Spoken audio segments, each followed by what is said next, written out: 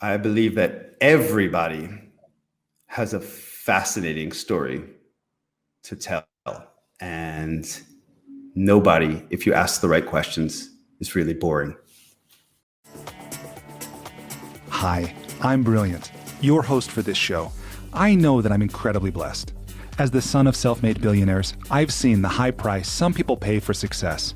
And I've learned that money really can't buy happiness. But I've also had the good fortune to learn directly from many of the world's leading teachers. If you're ready to be, do, have, and give more, this podcast is for you.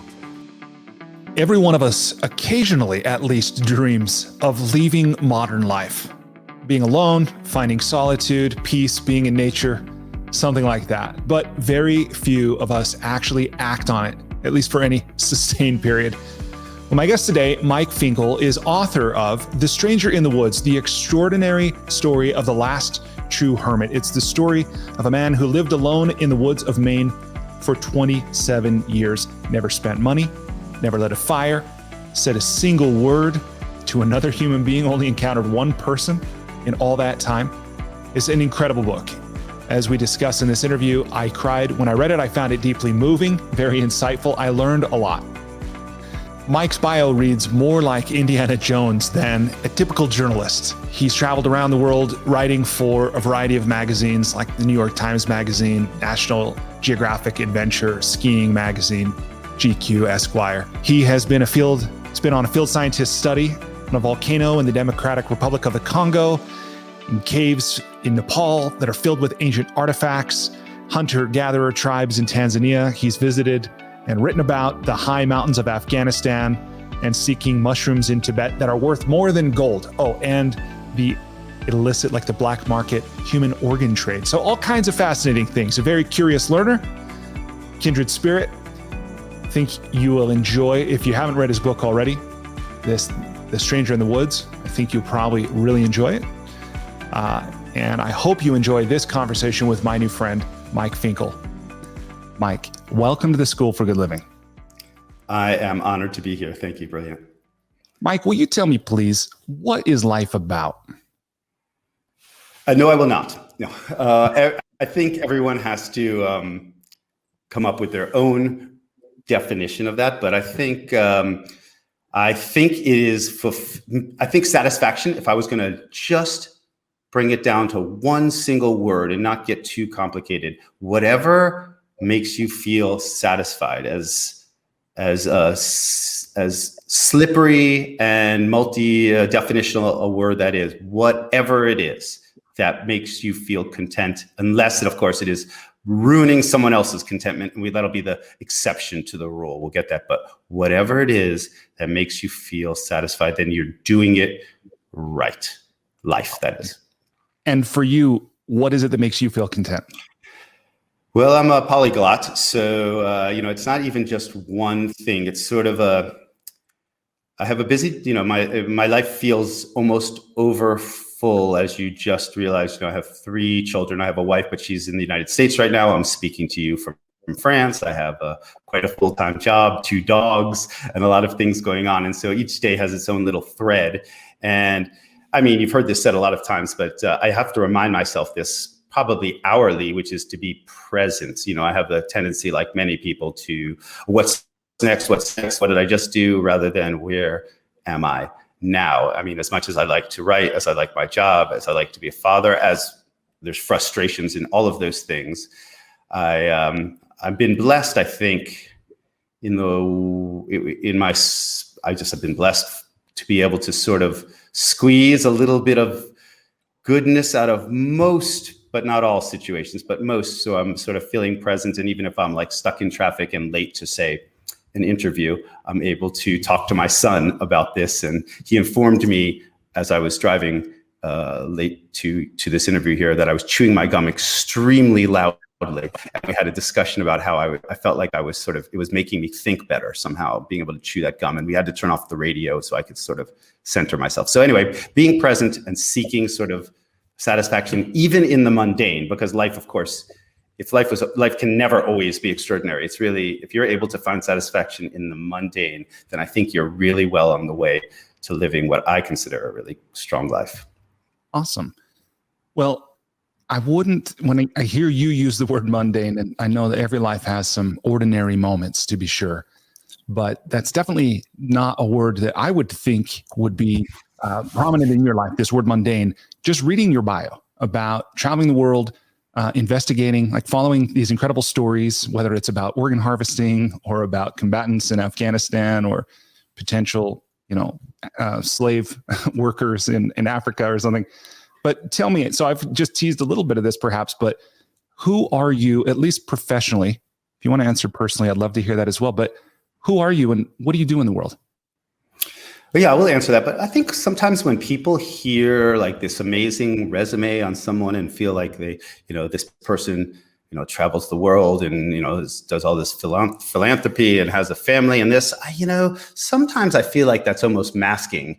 And, I'm a human being. I get jealous of that too. I'm jealous of everybody else's Facebook feed, of course. And I think that sort of masks reality. Anyway, so Mike Finkel, it's my name. I am a journalist by profession, and I really am passionate about it. So really, I don't have a firm dividing line between my profession and my person.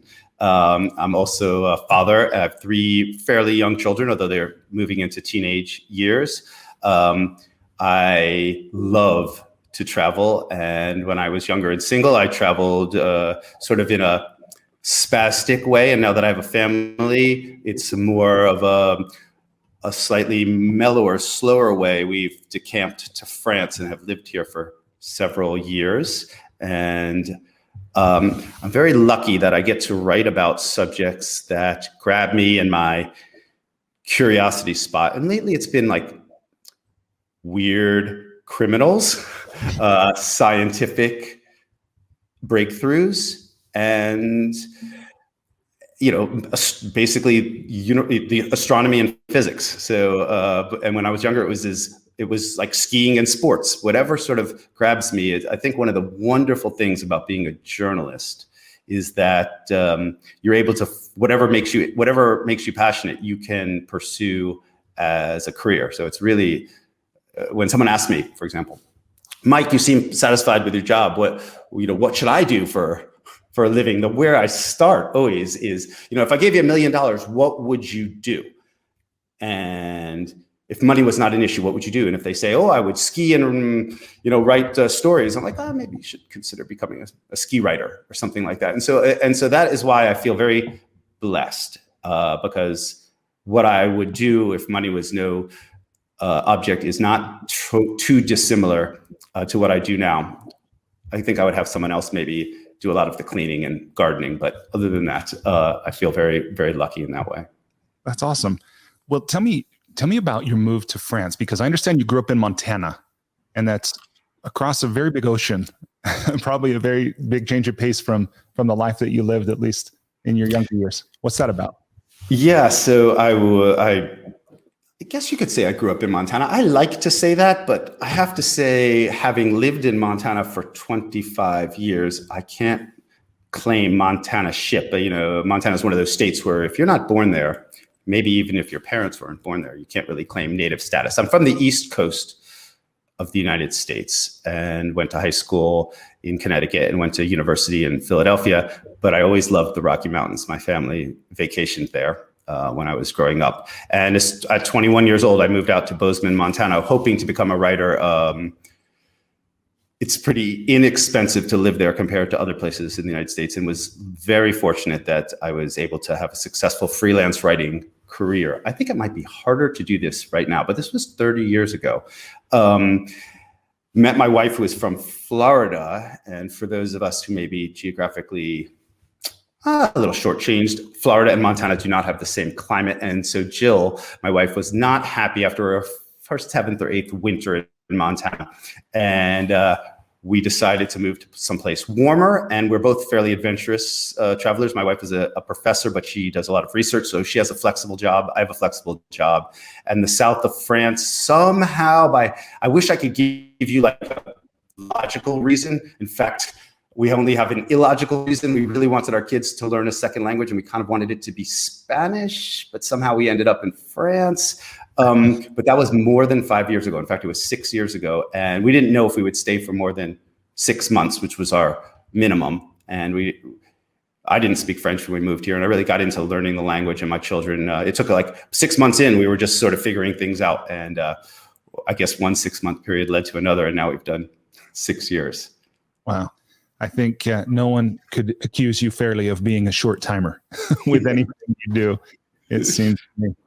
But part of what to me is interesting in your life journey of, moving and following your passions and making a career of it, or moving your family, to France and staying for 6 years and encouraging them or gifting them, however you might look at it, with, understanding another culture, is this idea that you do things that many people only dream of. Many people think about, talk about, but never actually do.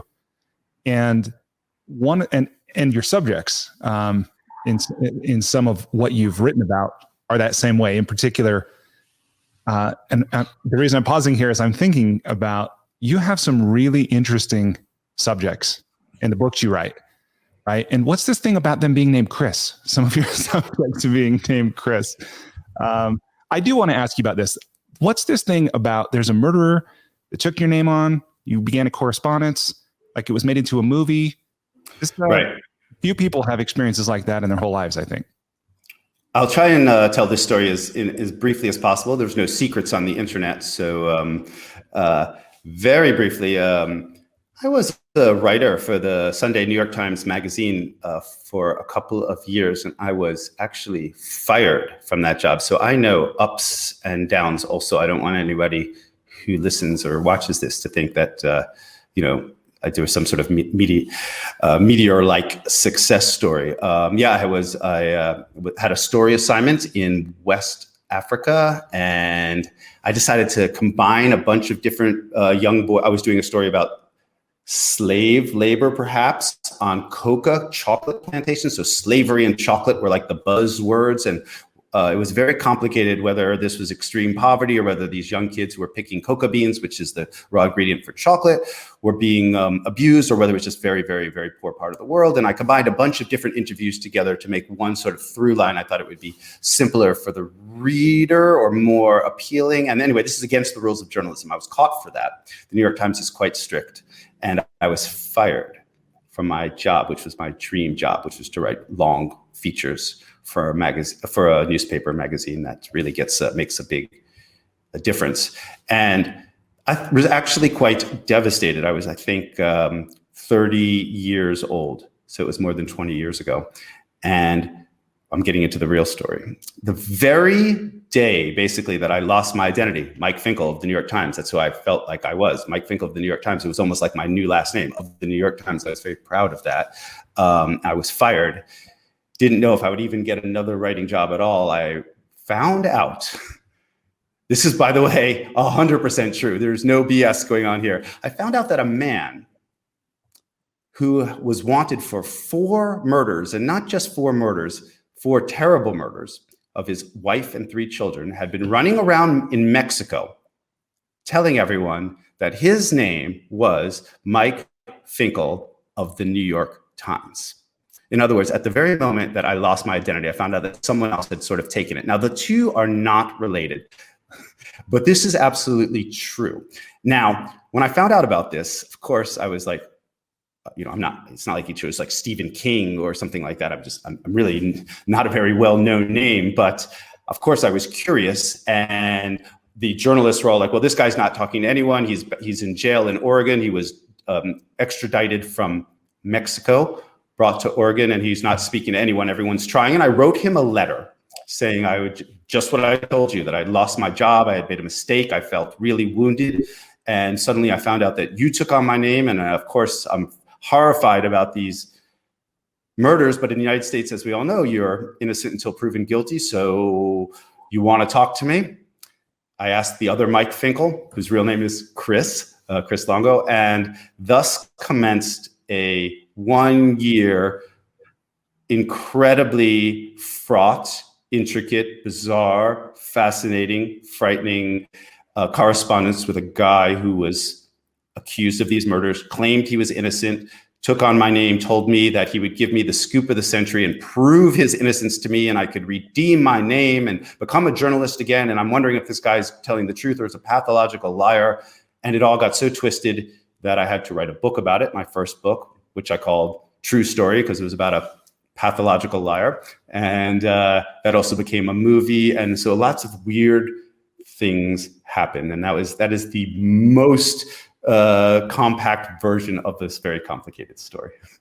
It really is one of these that truth is stranger than fiction, isn't it? In fact, if I made it up, you would throw the book across the room and say, this isn't believable, but it actually is 100% true. Anyway, that was my sort of launch into the book world, my transition from magazines into writing longer form. Yeah. And the next book you wrote was The Stranger in the Woods, right? The extraordinary story of the last true hermit. And I don't want to ask you to try to recreate the book because, that would be unfair. It'd be unfair to the listener. It'd be unfair to you. But I do want to ask you about the story behind the book. And by the way, I just want to say this right here at the outset. Like, I love this book. This was something that I read large passages to my wife. I cried at certain points when I read it, just recognizing the kind of box that we're asked to fit into in society, just with whatever social agreements, whatever society, we're born into, but we all have our own individuality. And we're sometimes asked to conform to things that they're probably not healthy. They're not comfortable. They're unpleasant. They're painful. They're difficult. But of course, some people opt out of that. So let me just ask you, if you will, let me start by asking this, even before we talk about the book, why did you write this book? Because this took years, right? I mean, this was years. This was a big commitment. Of course. I think I mentioned earlier that I have like a curiosity receptor in me. I'm actually extraordinarily curious about a huge number of things, but I spend some of my day. Sometimes my work day is quite fun. Sometimes it's burdensome, but like sort of reading small town newspapers online. And I read a very short piece, apparently true. It's from a newspaper about a man who was arrested breaking into a summer camp. It was closed for the season, stealing like hamburger meats. And upon his arrest, mentioned that he had been living all alone in the woods of Maine. If you know Maine, it's like Montana, extremely cold, for 27 years, in which he had one time encountered one human being and said a single syllable, which was, drum roll please, hi. And apparently had stolen like food and lots of books, and had been living in this campsite for more than a quarter of a century.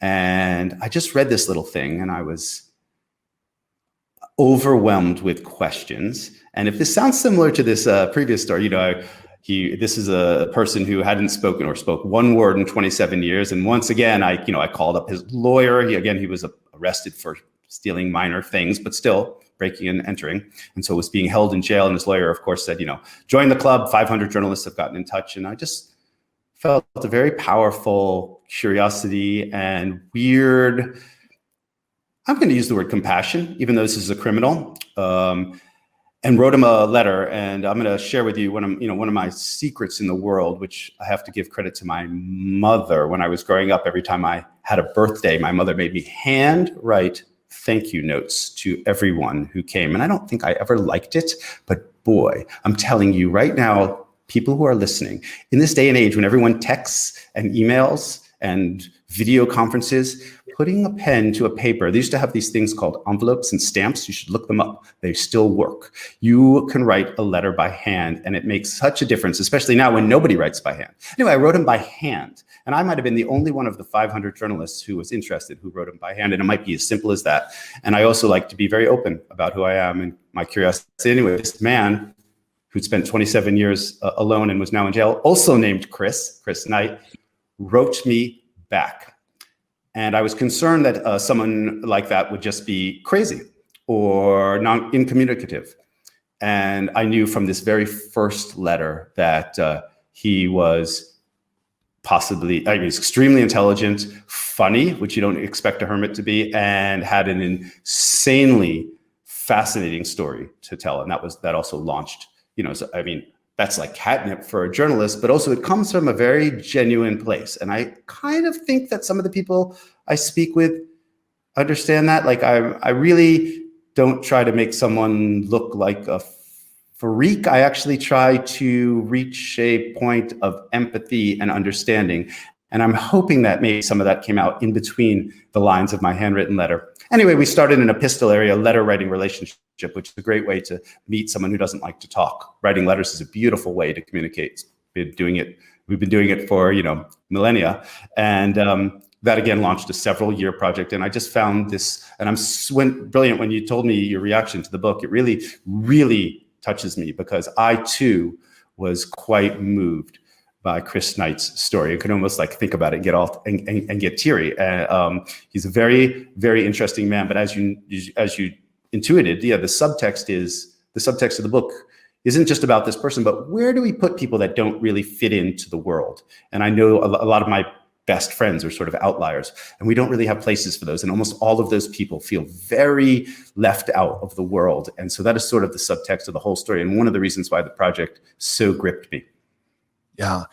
Yeah. And all these things is, like any great story does, that it opens with this action sequence, right? As you talk about Chris breaking in and stealing food. When we talk about break-in, he'd had a key over all these years of breaking into these cabins in Maine. He was very smart about it. Absolutely didn't want to hurt anybody. Didn't even want to encounter anybody. Didn't leave a track. But all these things about never getting sick. When he talks about, of course I didn't get sick. I didn't interact with other people. Never spending money. Never lighting a fire. As you said, saying a single word. Like it's unbelievable. And then you point out that he's within sight and sound of other humans, like unbeknownst, right? And I don't want to give away the whole book, because for anybody listening, if you've got a long weekend or a vacation coming up or whatever, it's like this book as a true story, but something that's also as good as any fiction you're going to pick up is just absolutely fascinating. But where I'm kind of going just with sharing some of what was so amazing to me is I'm also really interested in, you talk about you had this letter writing, relationship that he entered into somewhat reluctantly, right? When he was in jail, which I can barely imagine how that must have been for him to go from being in nature for 27 years by choice to the confines of this cell. And then you visit him. So in addition to writing letters, you visit him. And I'm curious, what was that like? What was your first meeting with Chris like? Yeah, I'll talk to you about that. And even as you were speaking, I was just thinking of this, year that everyone else on planet Earth has endured, where there's been this forced solitude. I cannot tell you how often, how frequently things that Chris Knight, the person who spent 27 years completely alone, like little advice and little thoughts that he had imparted to me, which was so helpful during this year. I'm a social person. My whole job is running around and talking to strangers in foreign lands, and suddenly we can't talk to any strangers in person or travel. So yes, Chris Knight. For those of you who have never visited someone in jail, it's very stressful. It's as you've seen perhaps in the movie, you're locked in like a little phone booth sized thing. And in the case with Chris Knight and with Chris Longo, the murderer, we're separated by bulletproof glass. We're talking in old fashioned scratchy phones, and there's a limited amount of time. There's guards around. There's a lot of banging and booming going on that you sort of can't see. And in that sort of stressfulness and pressure, I don't want to say I like it, because that would be an incorrect word, but there's some truth that comes out. There's some reason that when you're facing like these extreme situations, I feel like you can't really BS somebody. There's some sort of like, you're sort of vulnerable. Both of us, I'm freaked out that I've had to be escorted into a jail. And of course, the Chris Knight, the man who wants to be alone, is now literally locked in a cage with another person. He's vulnerable. And I believe that in that situation, a lot of truth bubbles up in the least expected spot. And this is why in the first book about the murderer, almost everything that I found very profound either came from a letter or a jail visit. Again, Chris Knight. And I'm working on another book now about a person who is obsessed with stealing works of art. And once again, there's been some jail time and some letter writing. And I just find in both of those situations, pen to paper when you're taking the time to do that, again, I feel like you're not really trying to con somebody. I feel like you can't help it. Truth comes out. And also in this pressure-filled situation of a jail, I feel like you're too vulnerable to really all your defenses come down, and the core of who you are comes out. And whether you're a good person or a bad person, I think kind of shines. And in Chris Knight, the Hermit's case, I saw a decent human being wrapped in someone who is troubled. And in Chris Longo, the murderer, I saw a blackly horrible person wrapped in someone who is trying to be good. Wow. One thing I'm curious if you're willing to kind of break down for me and people listening. I know this is maybe right down the rabbit hole, really esoteric. I'm not sure what practical value this would have for people beyond their curiosity, but I thought it was interesting in this book where you talk about there are 3 types of hermits, right? Historically. And one thing I love that I didn't know is that people in England used to pay hermits to live on their land, like it was a sign of status or something to have a hermit come down and mingle at parties and things like this, which is not really a hermit at all, is it? But what are these 3 types of hermits, and what role have hermits played in our culture historically? Well, first thing I should say is that if you want, you mentioned that you have some writers and people that hope to be writers listening. And if you're at all interested in nonfiction writing, and I think this also applies to a lot of fiction writing, I love to research. I mean, come on, if you want to be a writer, and you better love to read. I pretty much, that's a given.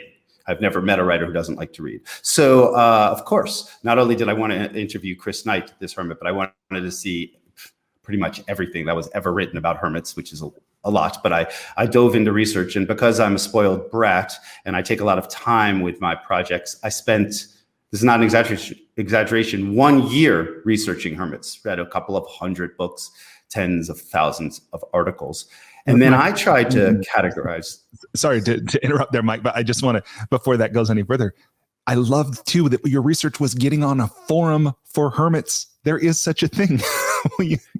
Yeah, hermitary.com. Come on, guys. Go to hermitary. Actually, I found it to be very beautiful. The person who runs Hermitary, and I respect this, determines whether or not you qualify as a hermit before you are allowed to go into the chat rooms.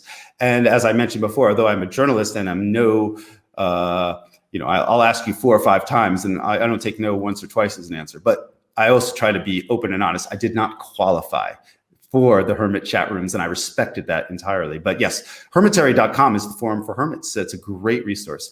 So I read all these books, and I really tried to, when I'm doing the 3 categories, that's sort of my own way. This is what I like about writing a book. I'm just sort of breaking things down, how my head got around it. So the first one we can get out of the way fairly quickly, but it's the biggest category, which is religious hermits, which is huge. I mean, I think anybody thinks about people spending time alone, religion has to come up. I mean, Jesus spent 40 days in the Judean desert before he started gathering his apostles, and Muhammad was alone in a cave in Mecca when the angel Gabriel started dictating the Quran, and Buddha was all alone under a tree in present-day India when he achieved nirvana. So, I mean, that's just that only 3 billion people follow those religions now. So anyway, religion. The second thing is sort of like, when you think about, I think people think about Thoreau, especially since he also spent a lot of time in Maine, and the hermit that I wrote about spent time in Maine. And that's sort of more of like a seeker, like you're seeking enlightenment, you're seeking knowledge, you're seeking an experience. And then the third category is people that just reject the world entirely. I'm protesting war or poverty, or there's a lot of hermits that protest environmental destruction. So we have like the pilgrims, as I call the religious ones, the protesters, and there's the third category, which also started with a P, but it's not coming to my mind right now. But the ones that are seeking, sort of a breakthrough, artistic breakthrough. The pursuers, I think you called them. Thank you. I'm the one who came up with that, and I still forgot it. It's afternoon here in France. Yeah. So what type of hermit was Chris? Yeah. So first of all, I make this category that everything fits in. And then, of course, the one dude I'm writing about doesn't quite fit into any of them. This is one of the things that you asked me if I could spend a couple of years on a project. I'm going to say something about Chris Knight that I think that all of your listeners are going to say, no, that's not true. And then I'm going to say to them, we'll come up with a counterexample. Chris Knight, right here in the 21st century with 7 billion people on Earth and all of us connected to our smartphones, I say, is the most solitary known human who has ever lived. Now, the accent should be on the word known. Is it possible that someone lived longer and we just never found out about him? Yeah, I'm going to give you that. But known hermit, I researched fanatically for 1 year. I mean, you could start coming up with, Christian saints. And I would say all of those Christian saints, even if they spent like 40 years in a cave, had people coming to take lessons from them, had people coming to bring them food. They wove baskets. They had people coming to sell them in town. This guy was all alone for 27 years. He is beyond category. He is an outlier beyond all outliers, and also highly intelligent and willing to talk to me. And I found that irresistible. And he was such a prickly, interesting, intelligent, unusual person that, I can talk about him for a while, but he was a genuinely true hermit, sort of, let's just call him, as they say in France, when something's too difficult, it's hors category, it's out of category. So he's sort of the outlier of outliers.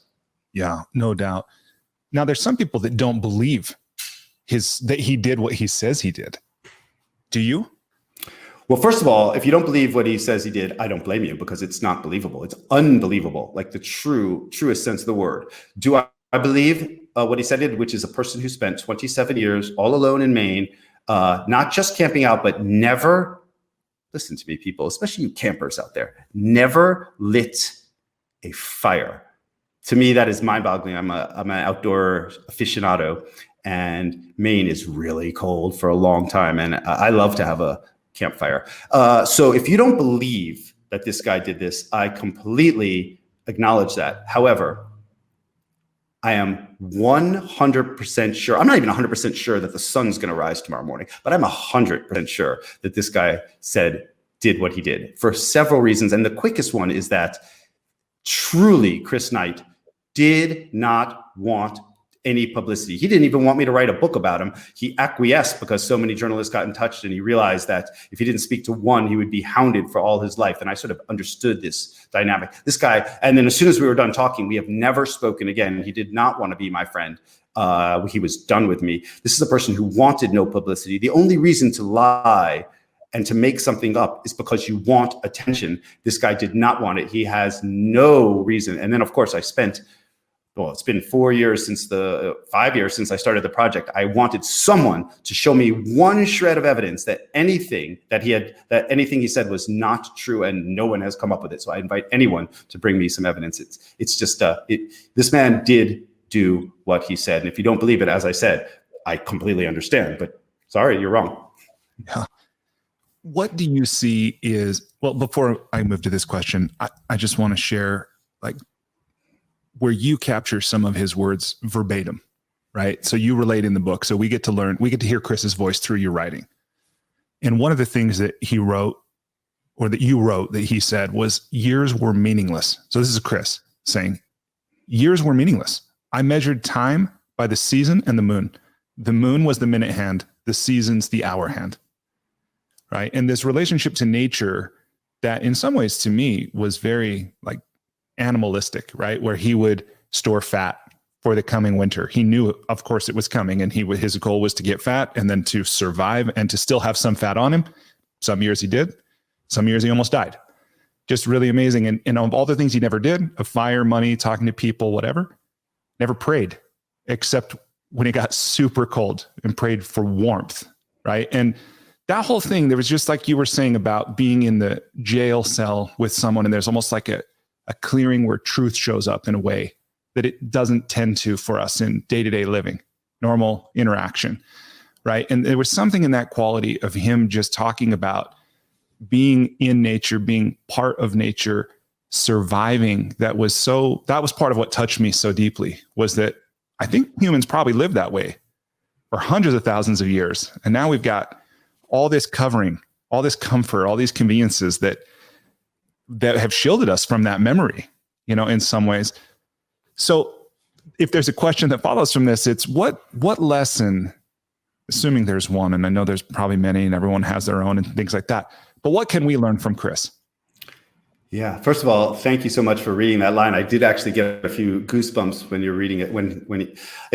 First of all, I want to do one thing, which is to publicly here thank Chris Knight for speaking to me. If the book is any good, it's only because Chris Knight spoke to me so beautifully, eloquently, and openly. And if he does happen to listen to this, thank you, Chris. I could never really thank you enough. Secondly, yeah, I mean, this is one of the joys of being a journalist. Maybe I'm actually maybe not a very good writer. I maybe just people say really beautiful things to me, and I write them down.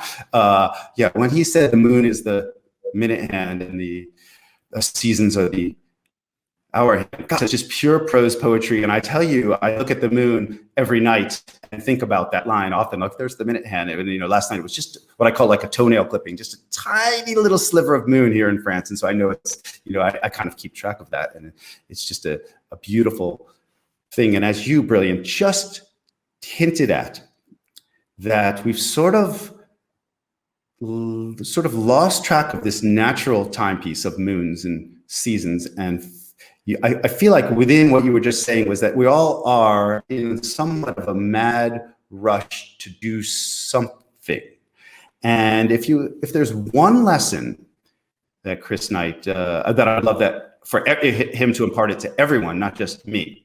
Now, this last year has been a little unusual, but in general, I do feel that society is burning itself up in this sort of like mad rush, and all the things that are supposedly there to save us time, I think have only made us feel more harried and more rushed. I feel like, something like text messages, which I thought, oh, that saves me a phone call. Now my freaking phone is binging off the hook. I had to silence it for this thing. I'm sure there's like 8 messages there. And I'm telling you, there's a little dopamine receptor in my head that wants to go check those messages. I'm just like everyone else. I am truly addicted to my phone.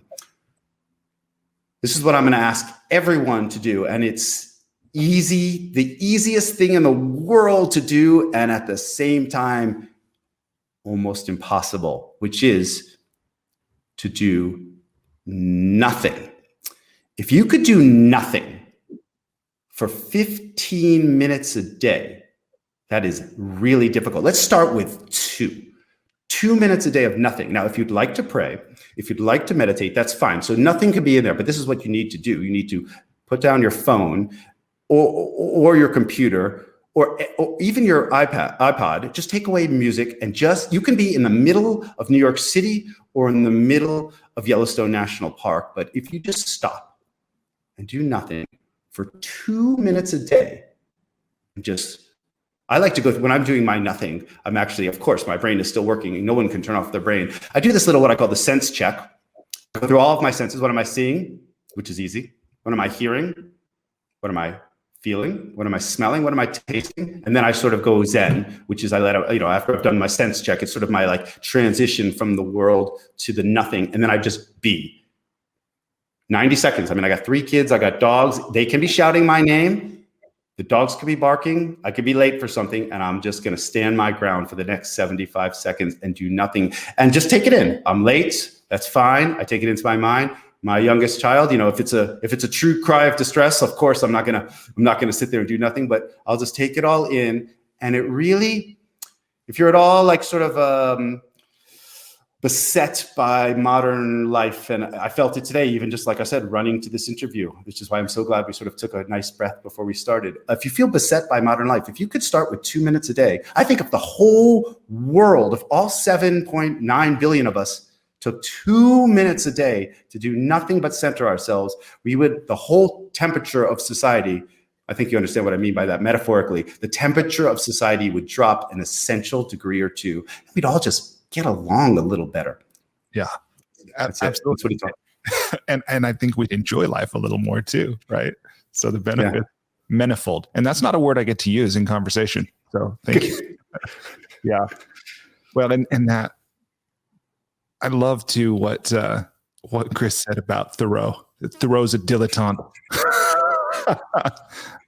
which after reading your book, I tend to agree.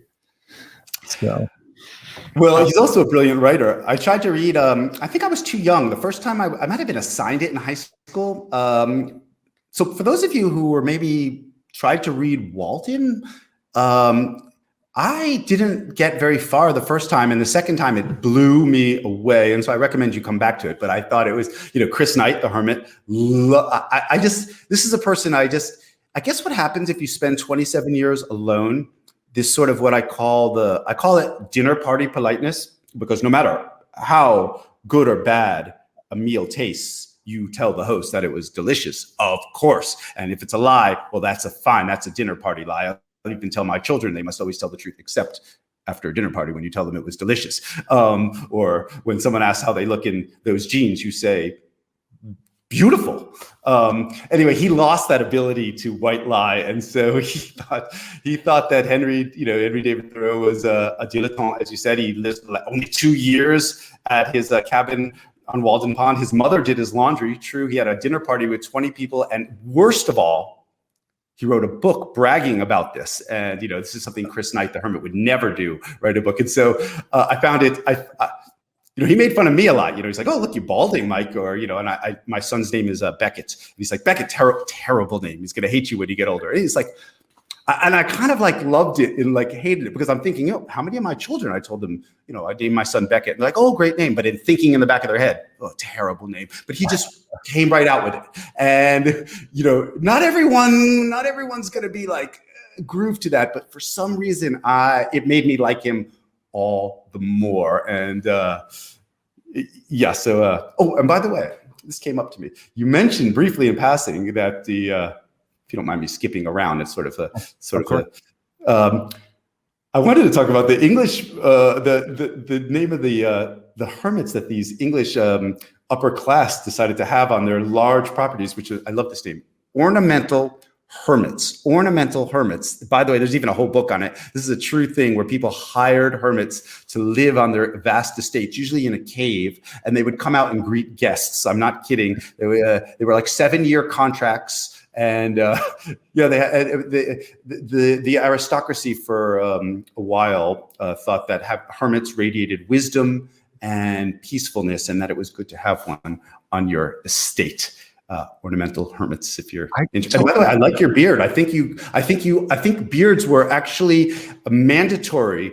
Brilliant. So if this isn't working out for you, I'm just saying you could bring back the I can see it. Yeah. That is so great. There was so much in the book that I just loved. Some things that were really deep and some things that were just simple and funny. But such is life, isn't it? You got to have both. That's right. Well, before we transition, I do want to ask you this.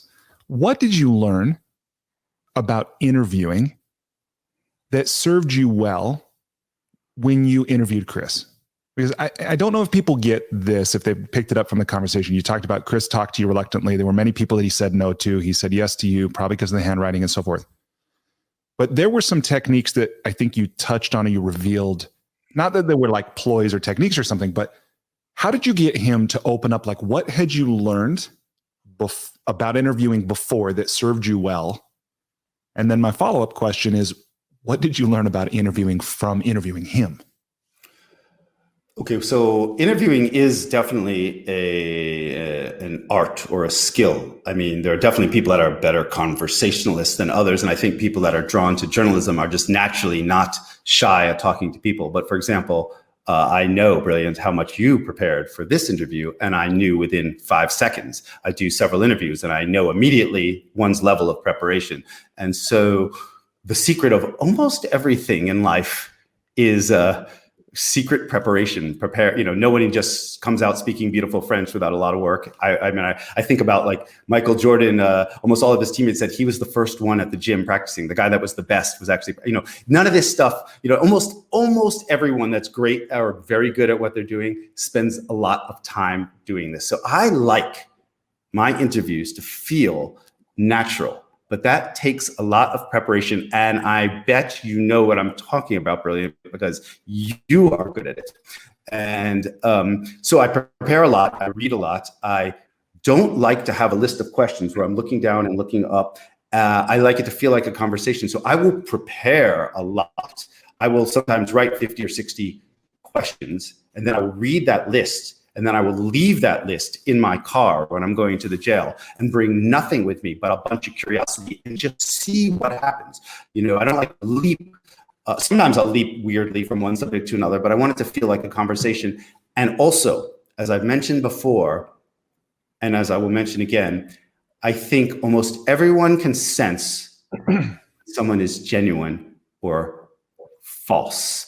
And when I'm talking to someone, I would say 90% of the time, so 1 in 10 times I'm just BSing and false, but I'm genuinely interested in hearing what you have to say, and that can't be faked. So if you're not a genuinely curious, open-minded person, maybe this journalism isn't for you. But even someone who's like as disgusting as a murderer, not just a murderer, like I mentioned, maybe murdered his kids, not to give it away, he was guilty, and I thought so.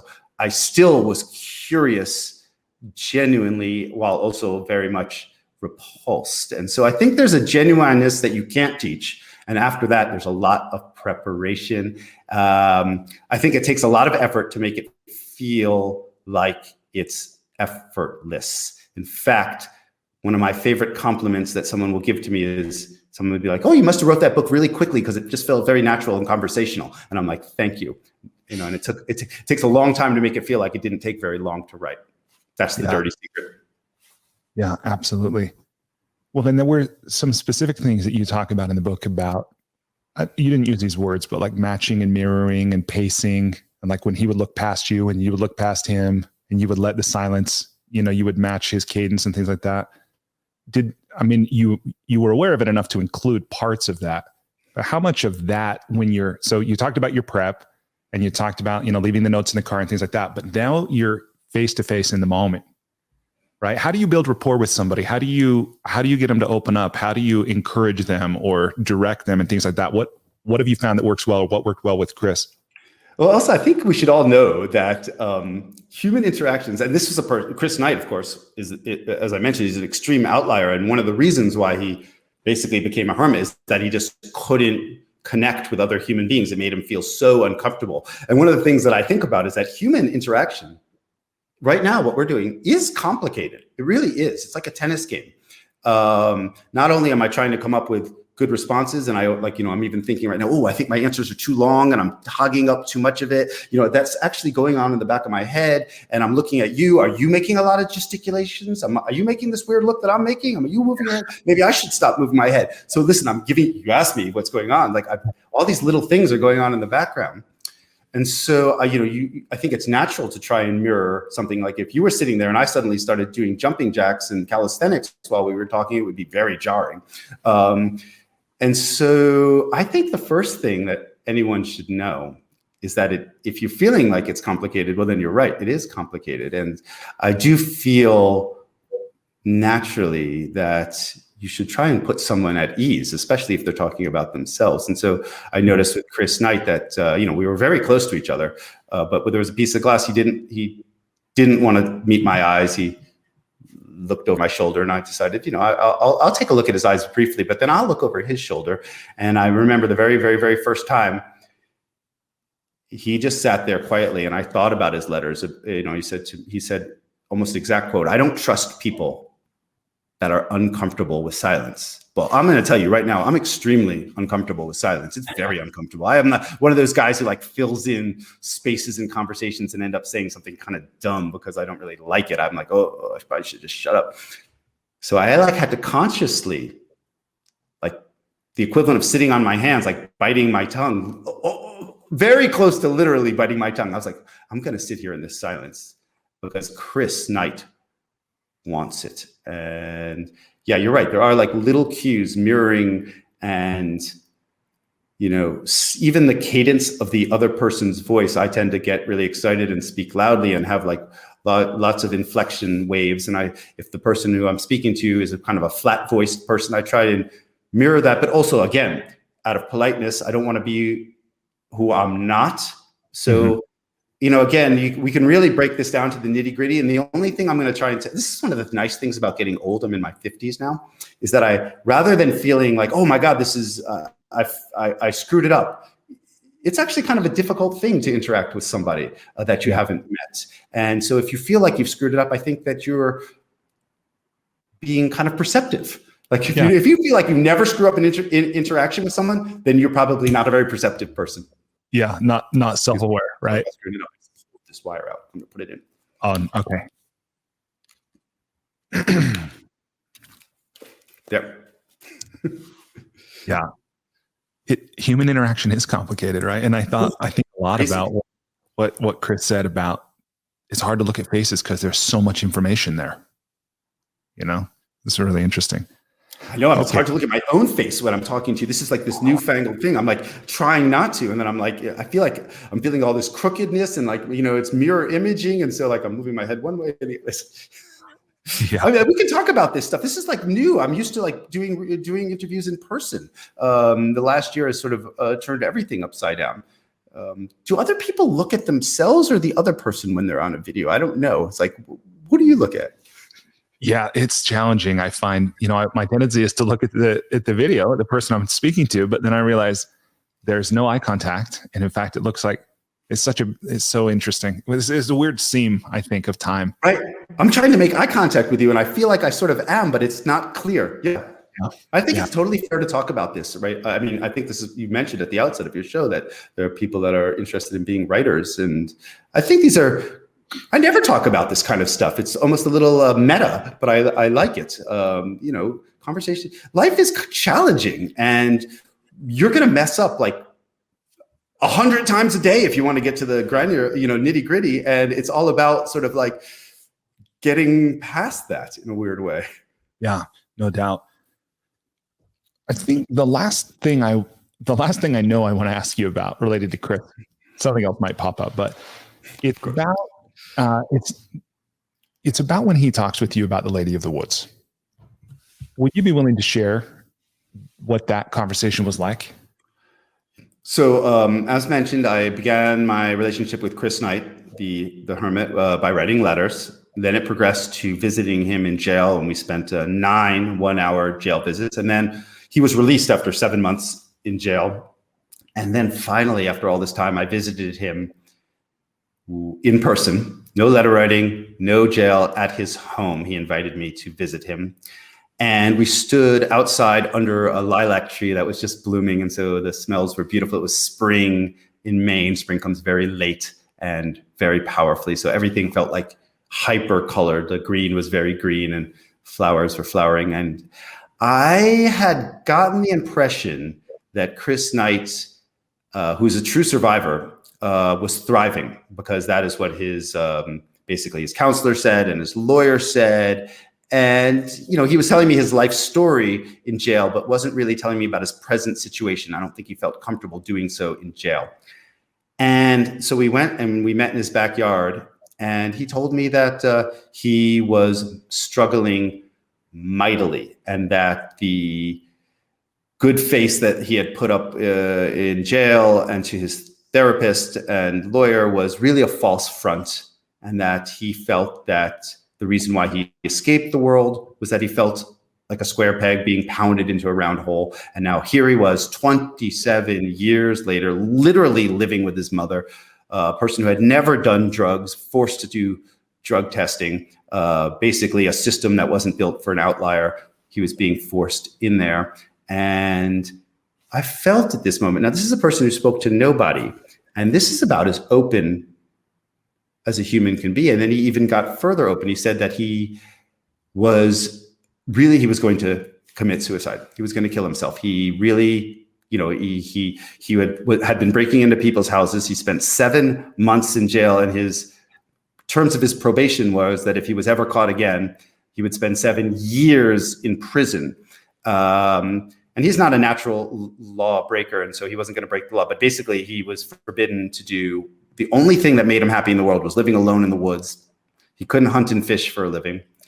Maine is way too difficult. And so he felt trapped, that he would either have to suffer in society or face 7 years in prison. And he saw no way out of it, and was going to commit suicide. He said that one time when he was extremely cold, hungry, and at the depth of sort of winter that he almost died in the woods, and he had a vision or not that you think about death as the anthropomorphization of death is like a guy with a scythe. Anyway, he had a female version of this that he called the Lady of the Woods. He said he was in his tent, freezing, starving, right at the depth of cold late in his 27 years, and had this, again, he's still not sure if it's real or not. And as you mentioned before, this is a person who's not formally religious. He doesn't have a formal religion, but that's what he said. He said he was going to walk again with the Lady in the Woods. So he had seen this vision of death and got very close to it. And even a person who's highly logical, which Chris is, like, he's the person who's like, if you can't prove it to me, I won't believe it, which is why he's not religious, said that he, to this day, couldn't tell you whether the Lady of the Woods is real or not. And I really actually kind of like that. So anyway, the story came up with, when he was being his most open with me. And I do think about the Lady of the Woods myself. Not that I have any intention of committing suicide, but I thought it was a very beautiful and poetic and powerful way to speak. And when I think about the Lady of the Woods, I think about it was the moment that I was able to have a really true soulful moment with Chris Knight. And then he closed back up soon afterwards, but I will never forget that. Yeah.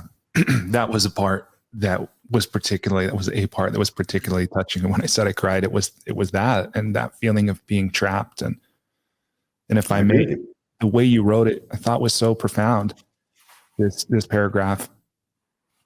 Chris says he's seen the Lady of the Woods before during a very bad winter. His food was finished, his propane used up, and the cold was unrelenting. He was in his bed, in his tent, starving, freezing, dying. The lady appeared. She was wearing a hooded sweater, a feminine Grim Reaper. She lifted an eyebrow and lowered her hood. She asked if he was going with her or staying. He says he's aware on an intellectual level that it was just some fevered, desperate hallucination, but he's still not entirely sure. And then to say that he's going to go find her again, right? That's the method of suicide. He's not going to hang himself. He's not going to shoot himself. He's going to go be with the Lady of the Woods. And wow, this is so... Don't mean to ruin anything in the book. No, it's beautiful. In fact, again, when you were reading that, I was thinking, thank you, Chris, again, because really, I would love to take credit for a lot of that, but that's really just the way he spoke. I really just channeled his words. I mean, I don't think it's direct quote, but really that's basically the way he told me the story. And this is why I feel blessed to have a job that I do, because you can't really get to meet someone like Chris Knight unless you're really willing to spend like a couple of years doing it. And nobody could afford to spend a couple of years doing that unless they are lucky enough to be a journalist. So even when you were reading it back, it made me really miss Chris Knight. As I mentioned, he's a true hermit. He didn't want to be my friend, and I would welcome a letter from Chris Knight any day. But the deal that we left was he would tell me his story, and when he was finished, I would go on my way. And he said if he ever wanted to get in touch, he would get in touch. And it's been a couple of years, and he hasn't. And I respect that entirely, and I will never knock on his door uninvited again or at all. Yeah, but I'll take an invitation, Chris. Well, you mentioned earlier that your next book project it's also about a criminal. There's also been some correspondence, but why? Tell us, if you will, a little bit about this next project and why you've decided to devote so much of your time and energy to this. Yeah, once again, I think for people out there that are interested in writing, I think one of the I'm not saying unteachable, but one of the skills that are sort of uncelebrated is picking a topic. I'm not sure if like anybody has a how to pick a topic class, and certainly nobody taught me one. And I just think, as I said, I'm curious about many, many, many things. But when it comes to, as you I almost felt a little bit of pressure, Brilliant, when he's like, you're putting years on this, but you're right. I'm throwing a lot of eggs in one basket. I'm not making money for quite a while, and I have a family that I'm supporting. So yes, I can't say with scientific reasoning why a subject grabs me. It's very emotional, But let's just get down to some of the nitty gritty, which is, first of all, the person that I'm interested in has to be willing to talk to me. If I write them a letter and they say, or no, thank you, or don't respond, then I'm not writing about them. And that does happen. You're not reading a book about my failures because they're failures. And they, just like I said to you, a lot of work goes in the background that you don't see. There are a lot of failures that I'm not talking about here on your show. But I had followed this story for a better part of a decade, which is about a man who was stealing artwork from museums in Europe. He's French, and I happen to speak French, so it was a good advantage for me. And again, for people out there who are thinking about being journalists, think about advantages that you have. Like if you are an expert in knowing about geology, then you could interview a geologist more readily than I could.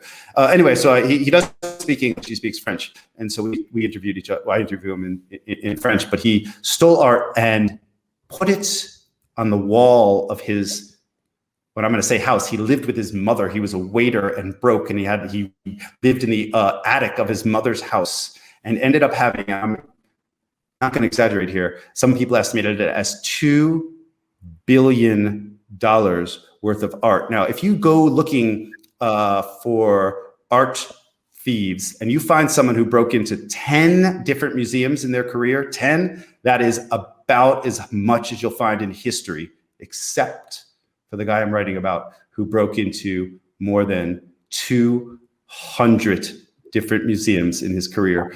So we're, again, like Chris Knight, an extreme outlier, but the real true reason that I'm writing about him is that he stole not for money, which 99% of art thieves steal. He stole for love, and is has this crazy cockamamie, beautifully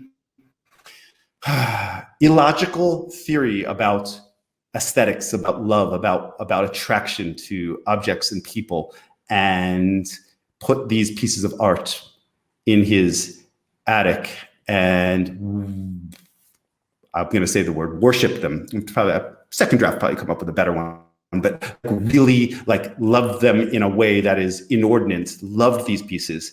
And I don't usually like being a tease, but I'm still working on this project. So all I'm going to say is what happens in the end, you'll never guess, and is shocking. Wow. When will it release? Well, I'm working on it. So let's say the summer of not this summer of 2021. Let's go for about a year and a half from now. It takes a little while for things to wind their way up. I'm a little late on a deadline. So brilliant. Stop it. You're making me feel a little pressure here. I should actually get off of this interview and write the next sentence, but we'll stay for the time being. Yeah, I'm a little late. I feel a little pressure, and I'm sort of this tug of war between speed and quality. And, you can't just spend, I personally cannot spend 20 years writing a book. I can't afford that. And so, writing for people that are out there is not, my wife is a mathematician, and I'm jealous of her, because when you do a math problem correctly, it's just done. Yeah. You can give me every paragraph I've ever written. You give me a couple of weeks, I'll make it a little bit better. So there's never perfection, and I want it all to be perfect. And I live with the knowledge that I am pursuing perfection it's just like interacting with another person. Brilliant. I'm sure when I'm done with this, I will think about 100 things I should have told you, and how I could have been a little more succinct and not so hogging of my time. And so self-criticism. And again, everyone's self-critical in their own way. And it's also not bad to be self-critical, and also let it go, because I'm coming with you with a full intention to give you my best. And if I failed, then I apologize, but I have intention to do it. Thank you. And it shows. What's the working title for the new book? I think we're calling it The Master Thief, as in masterpiece, with a master thief. And I really, again, as with Chris Knight, the Hermit, not so much the murderer, but as with Chris Knight, he's sort of someone who's hard to like, and I like him. I love it. Awesome. Okay. Well, with your permission, I want to go ahead and transition us to the Enlightening lightning round. I'm a little scared about this. Let's do it. No pressure. All right. How are you doing? By the way, you doing okay? Yeah, I feel great. Thank you so much. This is transitioning between my workday and my relaxation. Awesome. Well, good. Okay, coming down the stretch. So again, this is a series of questions on a variety of topics. You're welcome to answer as long as you want. My aim, for the most part, is to ask the question and stand aside. Might ask you to elaborate here and there, but that's the design. So, question number 1.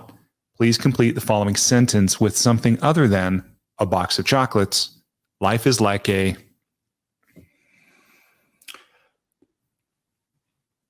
Man, let's see.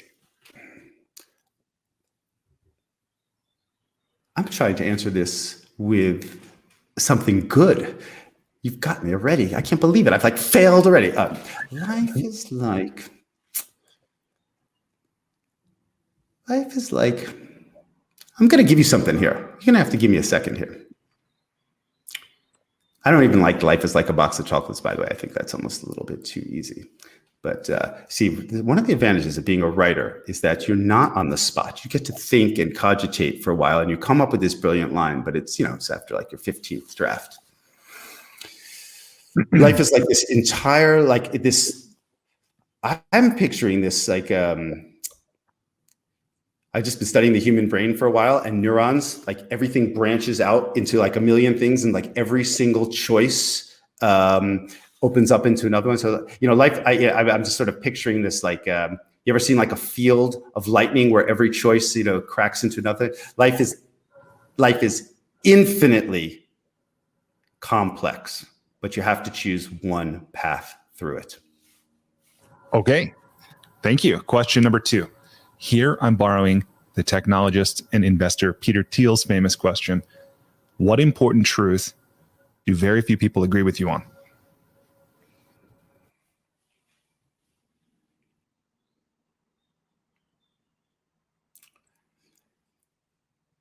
I believe that everybody has a fascinating story to tell, and nobody, if you ask the right questions, is really boring.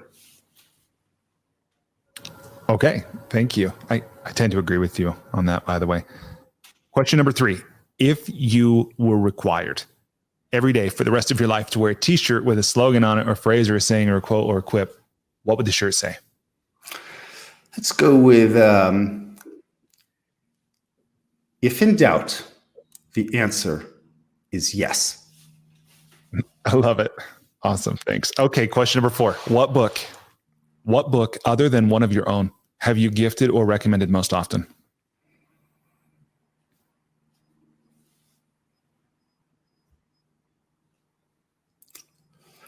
I like to,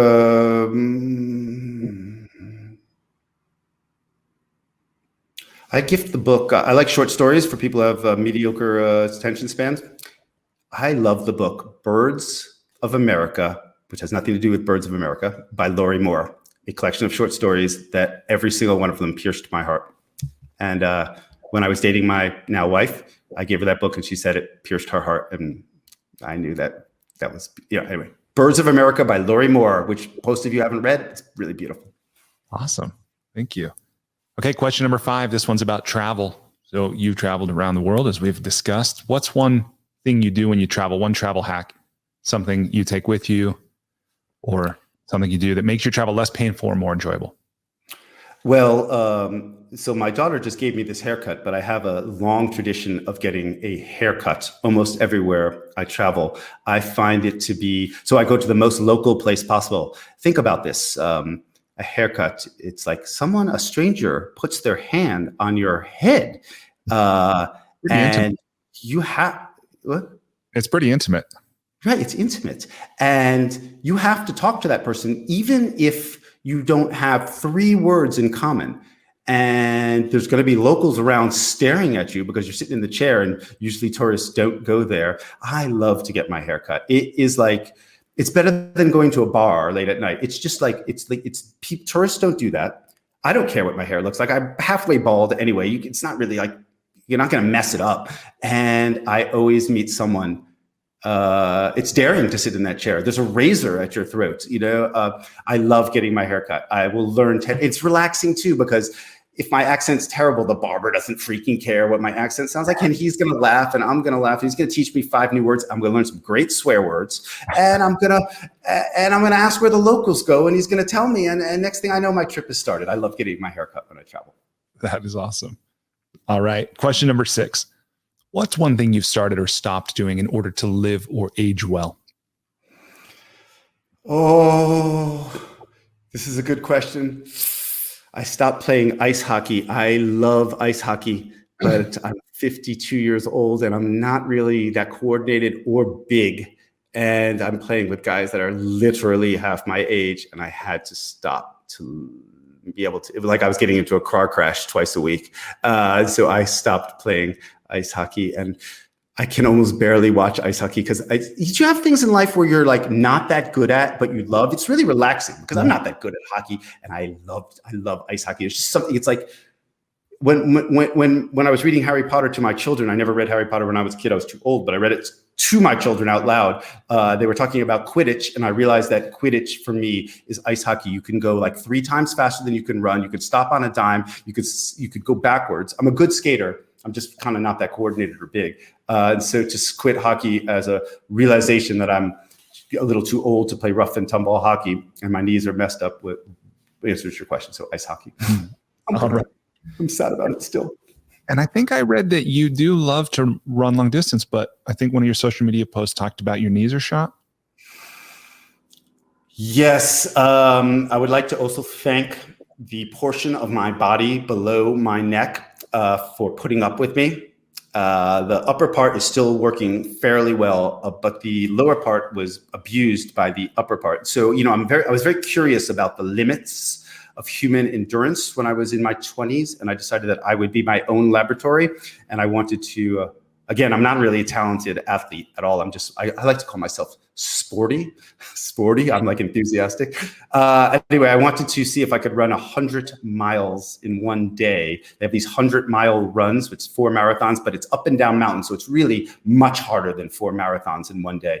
And I wanted to do it in under 24 hours. And usually I don't pat myself on the back for my own athletic achievements, but I'm going to right now. I ran 100 miles in 23 hours and 48 minutes and effed up my knees quite badly. I've never run well since then, but it was like this incredible experience where I went like, so by the way, people out there, so you get tired, and then you get really tired, then you get exhausted, then you get super exhausted, then you get super insanely exhausted, and then you feel like a deity. There's something deep in there. You feel like boom, and I reached it. It was great. It was crazy. Oh my goodness. That is incredible. What was the event? It was the Western States 100-mile run. It takes place in California each year. I actually had to run 50 miles to qualify for it. And it was, you run all through the night.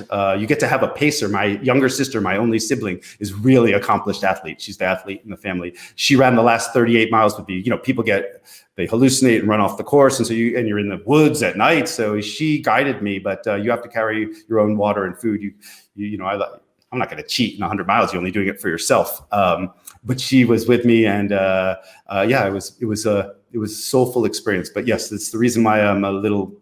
It was bad for your body. Ooh. It was like some sort of overdose on drugs, but I overdosed on running. That is hardcore.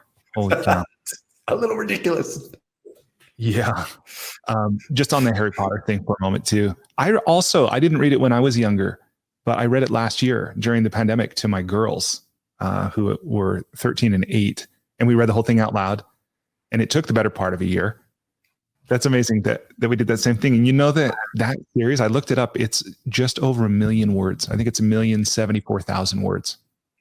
That's incredible. Yeah, I'm certainly not going to do any literary criticism when it comes to Harry Potter, but maybe if you're like me, I really like reading out loud. I really do. In fact, again, I wonder if I've ever said this in an interview. So one of the things I do with my own writing is read it out loud to myself. And, sometimes my family is outside my office door. There's 5 of us in a relatively modest house, and they hear it, and I'm not shy about it. Like, I feel that if the rhythm, like I will find like little, like what I call splinters, where it's just like your voice stutters. And sometimes it's even two words that have a similar sound that you didn't notice it when you were just reading silently. I read everything I write out loud. Even when I'm crazy and feeling it's wrong, I will tape record it and play it back and find mistakes. So anyway, how beautiful that you also read Harry Potter. Yeah, I read every word out loud in fact, to my daughter. I have like books that I read with everyone. It's a little one-on-one, but yeah, every page of those 7 volumes. That's the perfect way to encounter Harry Potter if you're over the age of 18 or something like that. So, all right, that's cool. I could talk to you about this for a while. Not the actual books, but the actual interaction with your child about sharing something like that I find that touching. Yeah. So I know exactly what you did. That's great, man. Yeah, it was fun. A lot of great vocabulary in those books too. Good vocabulary and just like references, like, should we break out the sorting hat? It's like you can take things from the books and bring them in. It's just like how many Shakespeare expressions like have sort of like leached into the language. There's Harry Potter, there's an entire generation that read that book. And so if you don't know what Ravenclaw is, then you're like a little too old. Like I didn't know what the 4 houses were until I read them. So I'm kind of like, there's a lot of like little Harry Potter references. Any modern sitcom today will like throw in a Harry Potter reference as of course you know it. And I'm feeling like, glad I know that. The Muggles at least, right? Or something. Of course, mudbloods, muggles, anything. Of course. That's awesome. Okay, question number 6. I'm 7. Question number 7. What's one thing you wish every American knew? I wish every American knew how to speak another language. Why? I was just stopped. I was lightning round. I finally got all lightning about it. Well, I didn't actually speak another language until 5 years ago. So it's not like I'm bragging on anything because, wow, it just, there's travel, right? There's travel. And then there's, I mentioned going to a barbershop, but I'm talking about like you learn another language and then suddenly you can really learn about another culture and world. And now, yes, we can go to England and speak English, but really it is so nice to learn another language. It changes, it rewires your brain a little bit. And, I read about 4 books saying that, after the age of 17, you can't learn another language. And after the age of, 40, forget it. And I started French at 45 and my French is bad, but it's pretty damn good bad. And now I can go to a dinner party and speak French and make jokes. I'm freaking fluent. I'm proud of myself. It was very difficult and it changed my brain and opened up like a whole nother thing. There's just no way if you force a French person to speak English that you will really, truly get to know them. And so I think it is wonderful. Yeah, that's awesome. What a great answer. And I love that. So question number 8, what's the most important or useful thing you've ever learned about making relationships work? I'm going to answer this with one word: listening. Listening. I think the secret of being a journalist is to listen. You are interviewing me, and I'm like very conscious of hogging this up because I'm used to being the person who speaks less.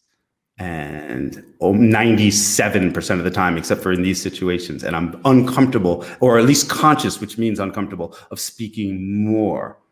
I like to listen.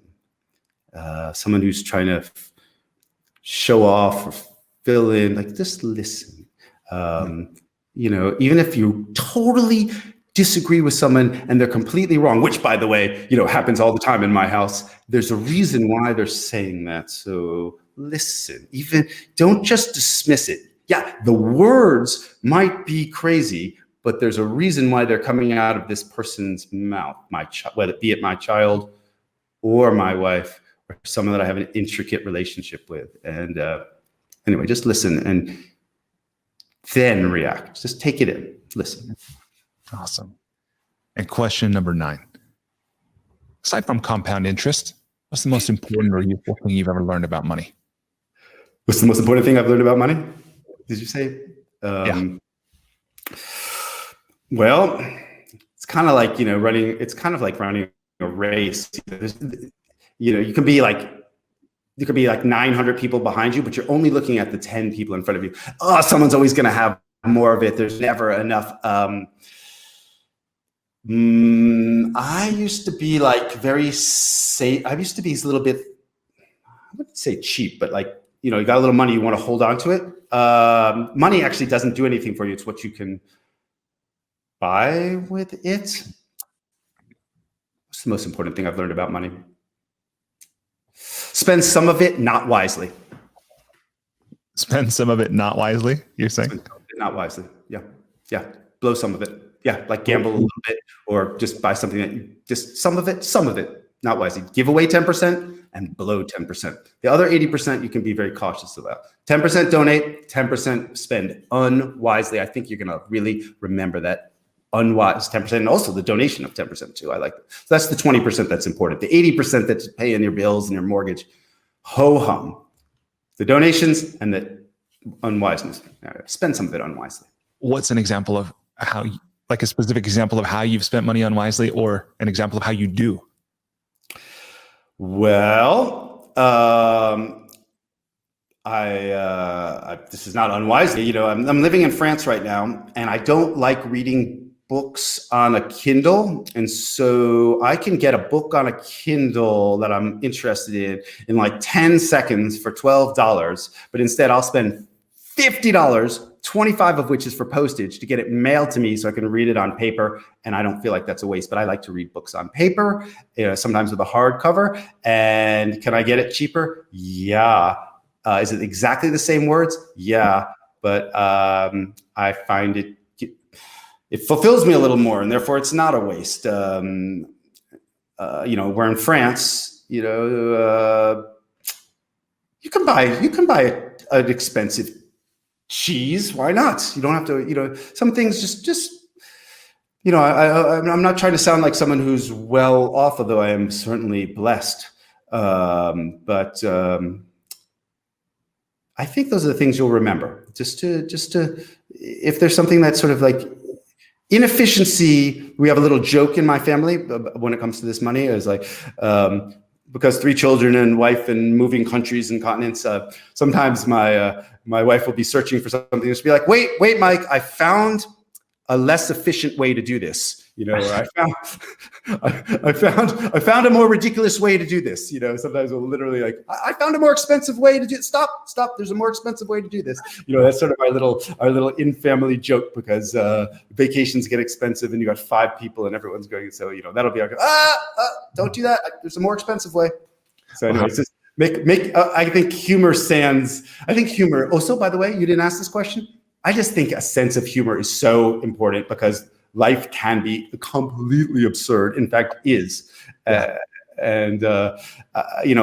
if you are blessed with good health, once you're feeling sick, it's so hard to have a sense of humor. But if you're blessed with good health, and I can't tell someone have a good sense of humor, and I have plenty of friends that are, have depression, clinical depression. So I'm also blessed not to have that.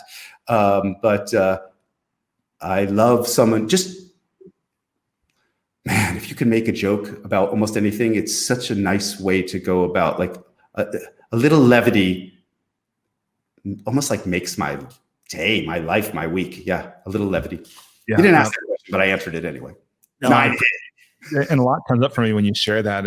And I know that your money is one of these areas where it's often a source of conflict in relationship, right? Money, sex, parenting, in-laws. There's these common themes, but if your family's able to laugh about these inefficiencies or whatever and make light of that, what a gift, what a gift that you're giving each other instead of letting it be this point of contention.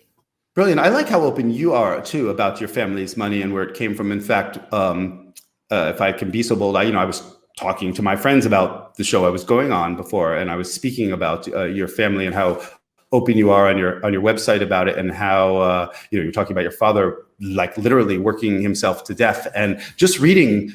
Again, this is what happens when you have a journalist on the show. They're going to poke around and listen to. I really love your show. I feel like I have.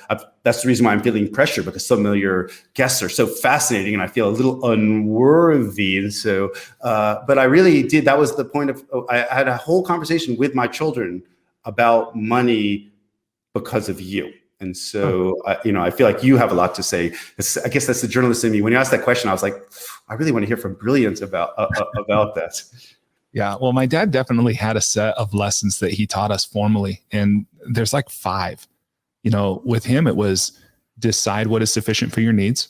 So he would say, make that as a conscious thing. And that led to the next one. He said, almost all of us are fortunate that as we get older, our incomes increase. He said, be careful not to let your expenses match your increasing income. Like, be very deliberate about it. So that was his second. He would pair that with where much is given, much is required, quoting scripture about you have a responsibility, as you're saying, to share with others.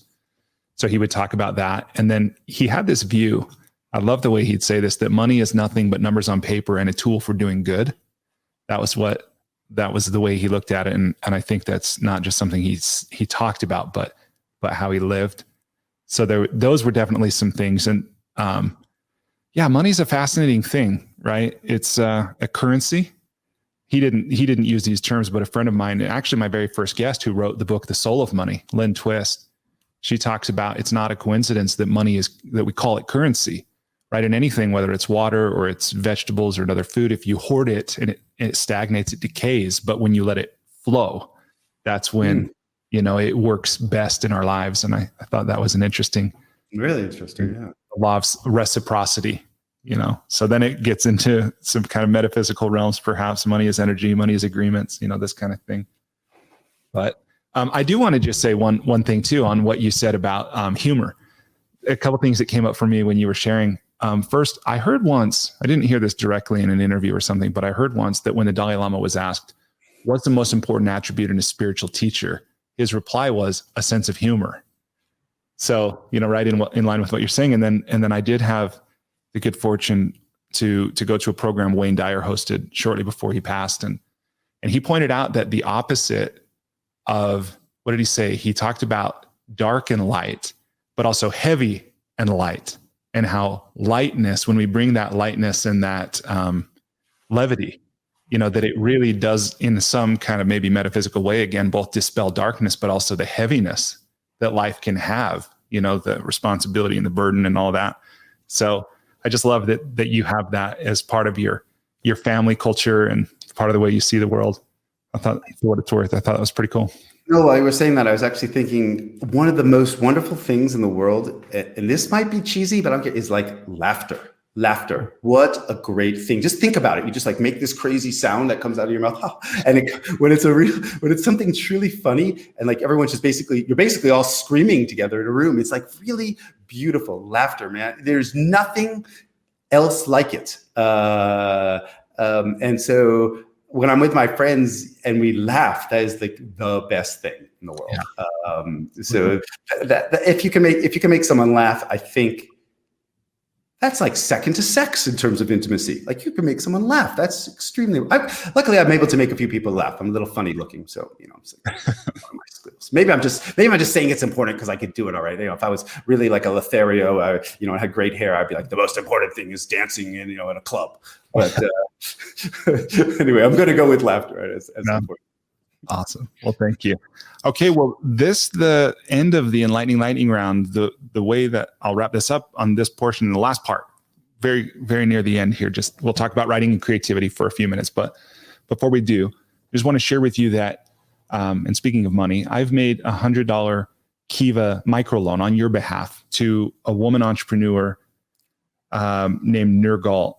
And she will use this money to buy dairy cows with the aim of increasing her income by selling organic milk. She actually owns 2 cows, 15 sheep, 2 horses. And she is located, is in Kyrgyzstan, of all places. Somewhere I've never been. Have you ever been to Kyrgyzstan, the Stans? No, I've been to several of the Stans, but not, I've been to Kazakhstan. Is that Kazakhstan? No, I've been to Uzbekistan and Tajikistan. When I was covering the Afghanistan, another Stan war, when it got a little hot, you would have to escape to one of the other Stans, which was like to have a breather. That sounds great. So Kiva is the what would you call it? The website, the company, It is a nonprofit. They're based in San Francisco. It was founded by a couple of Stanford, I believe they were MBA students about nearly 20 years ago. They had worked, one of them I think had worked with Muhammad Yunus when he earned the Nobel Prize for microfinance. Yeah, I love that.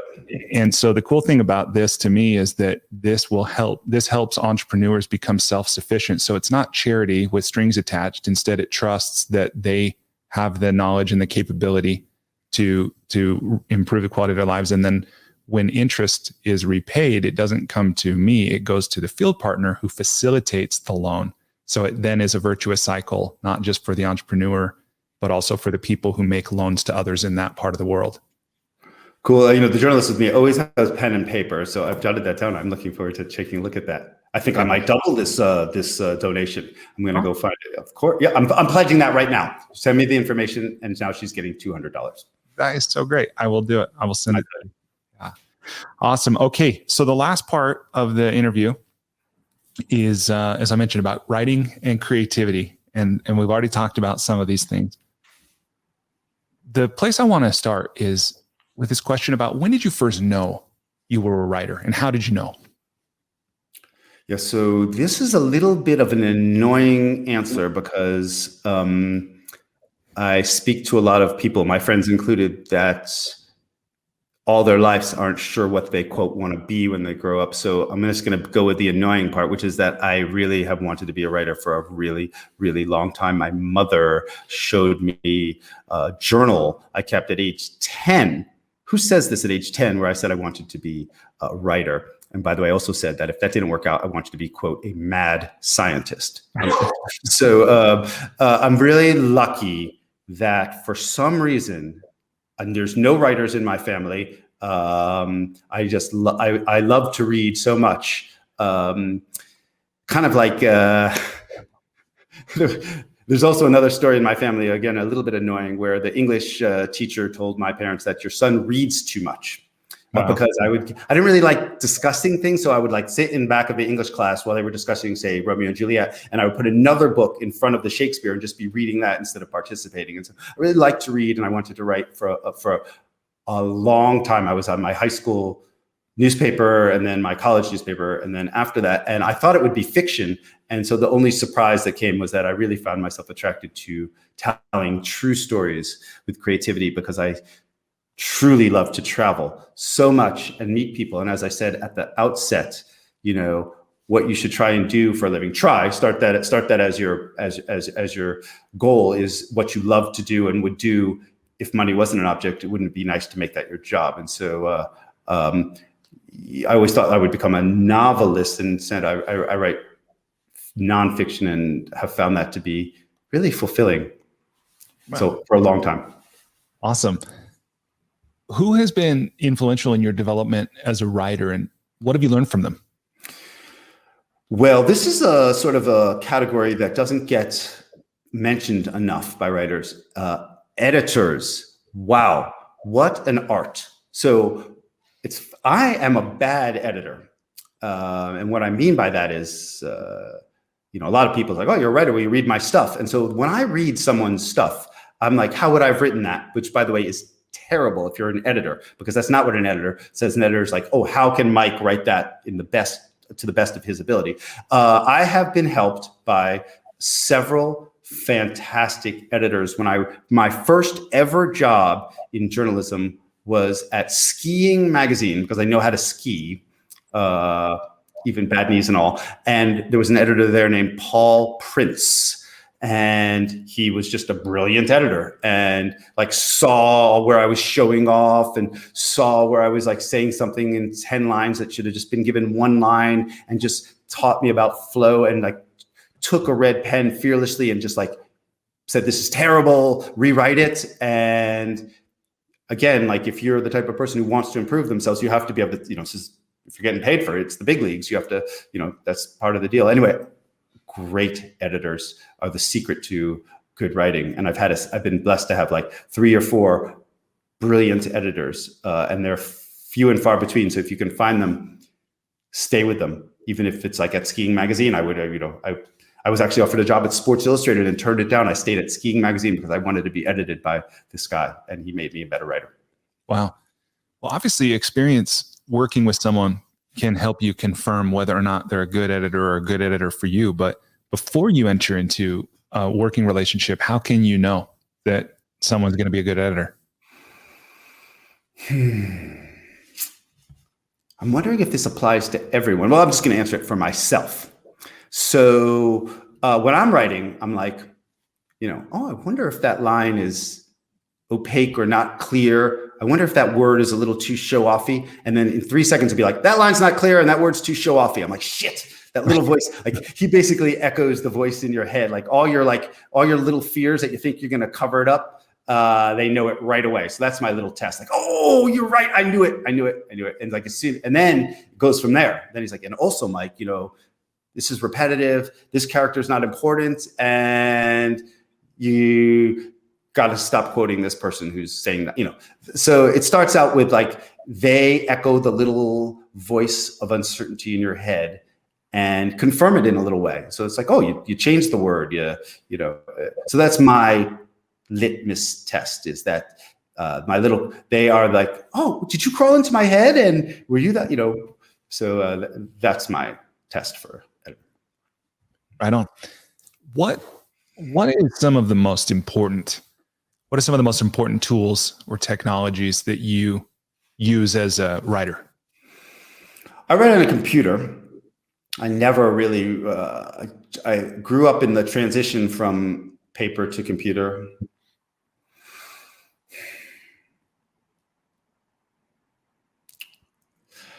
I like a digital recorder. I mean, I really actually, I feel like I got a bunch of people that are in like film and photo and like they're really high tech. I'm not really that high tech. I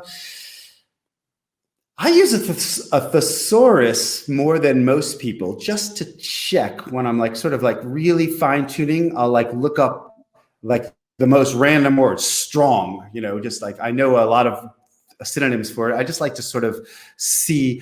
I don't really think that writing needs very many true tools, but I like writing on a computer because unlike paper, you could, if you have like a weird idea, like what if I change all these paragraphs and delete all this stuff? You just save it as it is and then do all that really quick and then see how it goes. You're like, oh, it didn't work at all. And then right back that quickly.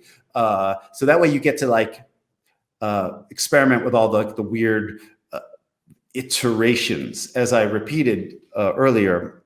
said earlier, I try and make my writing feel very natural and conversational, but it does actually take me quite a lot of drafts to do this. I will actually say, and I think this is probably unknown, like I will always do 20 drafts of something I'm writing. That's a 20 drafts, where it's like a lot literally 20 drafts. Sure. Wow. Yeah. So I move things like it doesn't come out beautifully at all the first time. And you know what the funny thing is? I freaking psych myself out every time that's going to be perfect the first time. And the 19th time, maybe it is. Yeah. That, that calls to mind for me is that Oscar Wilde saying about, I've been editing all day. In the morning, I put a comma in the afternoon, I take it out. Oh, I love Oscar Wilde, man. I love him. I don't even make me think about him because I think about Oscar Wilde too much because, and then he makes me feel unwitty. I'm like, dang, he's so, it's like, I almost get mad. Ask my children, what's the reaction that your dad will have when he truly thinks something's great? And just in terms of writing, he'll get angry. So like, I'm pissed. It's so good. I can't do that. That's funny. Yeah, so Oscar Wilde actually makes me angry. Sometimes I won't read him because he makes me angry that I'm like, oh, I feel not very good. This is actually another true story. I have like a bunch of we're not going to name names. A lot of them are romance novels of terribly written books that make me feel much better about myself.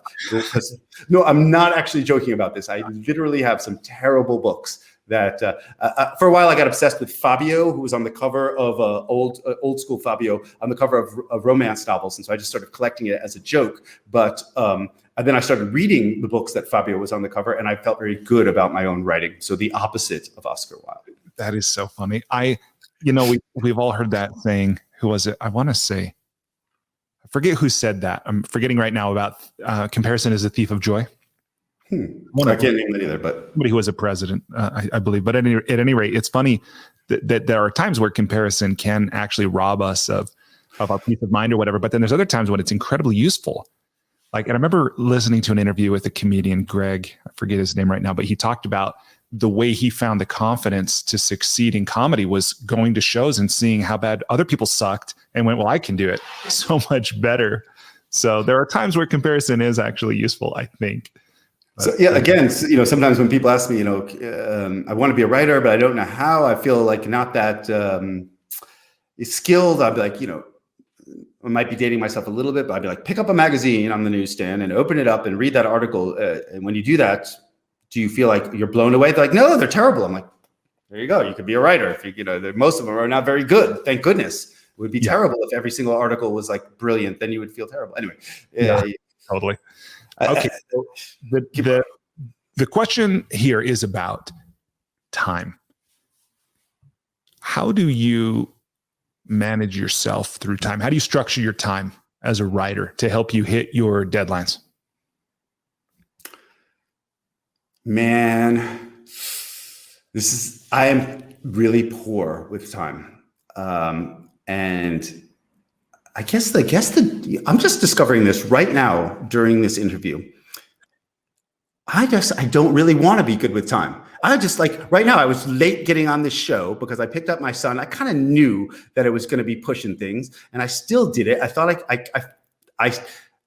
my time zone has 25 hours in each day. And it turns out that no matter how much I try and force it, there's really only 24. I think I'm a 10. The only thing I'm good at is making people who are bad with time feel like they have company. So don't ask me any questions about how to manage time, because I'm really poor at it, because I have a lot of interests and a lot of,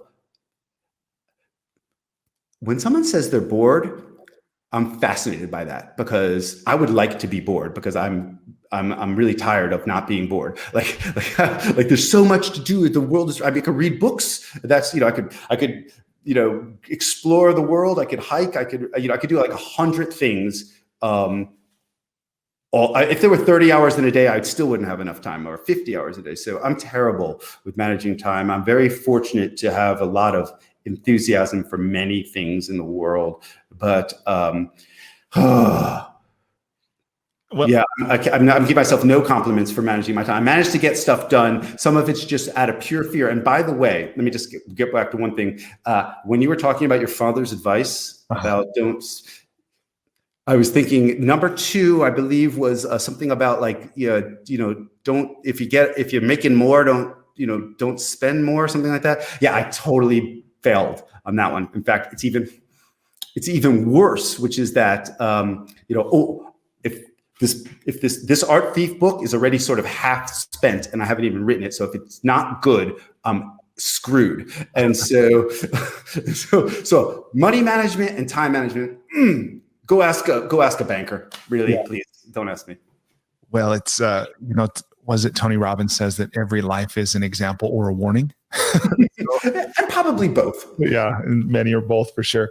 But this thing on time, I'm interested, because I hear this. What occurs for me is a lot of self-criticism, a lot of judgment. But you still, as Steve Jobs said, real artists ship, right? You've got books, you've got articles, you're making a living doing it. So you're doing something a single-digit percentage of all writers are able to do. If you suck so bad with time, how is it that you manage to publish? I mean, you mentioned the word fear just a moment ago, but you ship. How? Let me think about it. Well, I guess I'm fortunate in that I'm sort of self-motivated. I'm certainly, if I can compliment myself, I'm not lazy. And I usually am very enthusiastic about a project. And by the way, when you're slogging through a couple of year book, there's going to be terrible weeks, days, even months. But I am motivated to finish it. And I prioritize, I write ideally 13 out of 14 days. I feel like I can write only, so, don't no one be impressed. I think really you can only do something great for 3 or 4 hours a day. I mean, really, any more than that. So I try and be, as I've said to my wife, and I mean this truthfully, I could ski half a day and work half a day and get more work done than if I just worked all day, which is true. because if I feel like if I exercise, if I have a moment of good fathership, and then I get this 4-hour chunk, which I search for every day to work on my project, I really work so hard during those 4 hours. I'm like exhausted. I don't think the brain can go hard for more than 4 hours. And so I try and take a 7-hour workday and do it in 4 hours. I feel like there's a little more to it than that, but really I get the project done because I don't mess around. And even if it's going poorly, I sit with my butt in the chair and I churn. And you have to be sort of, just because I'm bad with time doesn't mean I'm not dedicated or devoted. Like even when I ran that 100 miles, I trained every day, even if I was feeling bad. So I'm good at self-motivation. Yeah. So there's something in there. I feel like a second draft of that'll be better, but I do. I work every day, pretty hard on my project, and always. Yeah, and I feel like sort of this 4-hour thing is good because you're not just working 10 hours. You're really going for it, and. I don't know a lot of writers and how they work. It's a little inside baseball-y thing. I hope what I'm saying might be helpful to some people, but if it's not at all, that's fine. It's like I can't think of it. Like people that say they write at coffee shops, that's completely alien to me. There's just no way to write in a coffee. They can't write in a coffee shop. Let's just be honest. There's just too much stuff going on. That's just ridiculous. I reject that completely. But other people say they can. But I'm with you on that. And in interviewing, so much comes up for me what you're sharing. But I don't know if you've seen that book, Daily Rituals by Mason Curry, How Artists Work. I have not. I'm a little nervous about it already. No, a lot of what you're saying is really resonant with that because he does these profiles of, some of them are scientists, actually. He goes back and there's Benjamin Franklin and Darwin, but then he looks at others like Victor Hugo and Joseph Heller and many other luminaries. And he looks at how did they organize their lives, their time, how did they work? And it's exactly what you're saying, that it was a smaller chunk of time, but it was something they were talented at, something they were passionate about. They did it over a period of decades. So it's really interesting. And then this other thing about like working in coffee shops or whatever, that's one thing that's endlessly fascinating to me is how we all do have preferences and we do all have strengths and weaknesses, and just figuring out even what those are and then working with our strengths instead of always trying to compensate for our weaknesses, because I didn't believe that books could get written in coffee shops. But now that I've interviewed about 150 authors and I ask some of them exactly how they did it or where they did it, and some of them assure me like, that's it. That's their thing. It's a ritual and it's their happy place. And it's like, wow.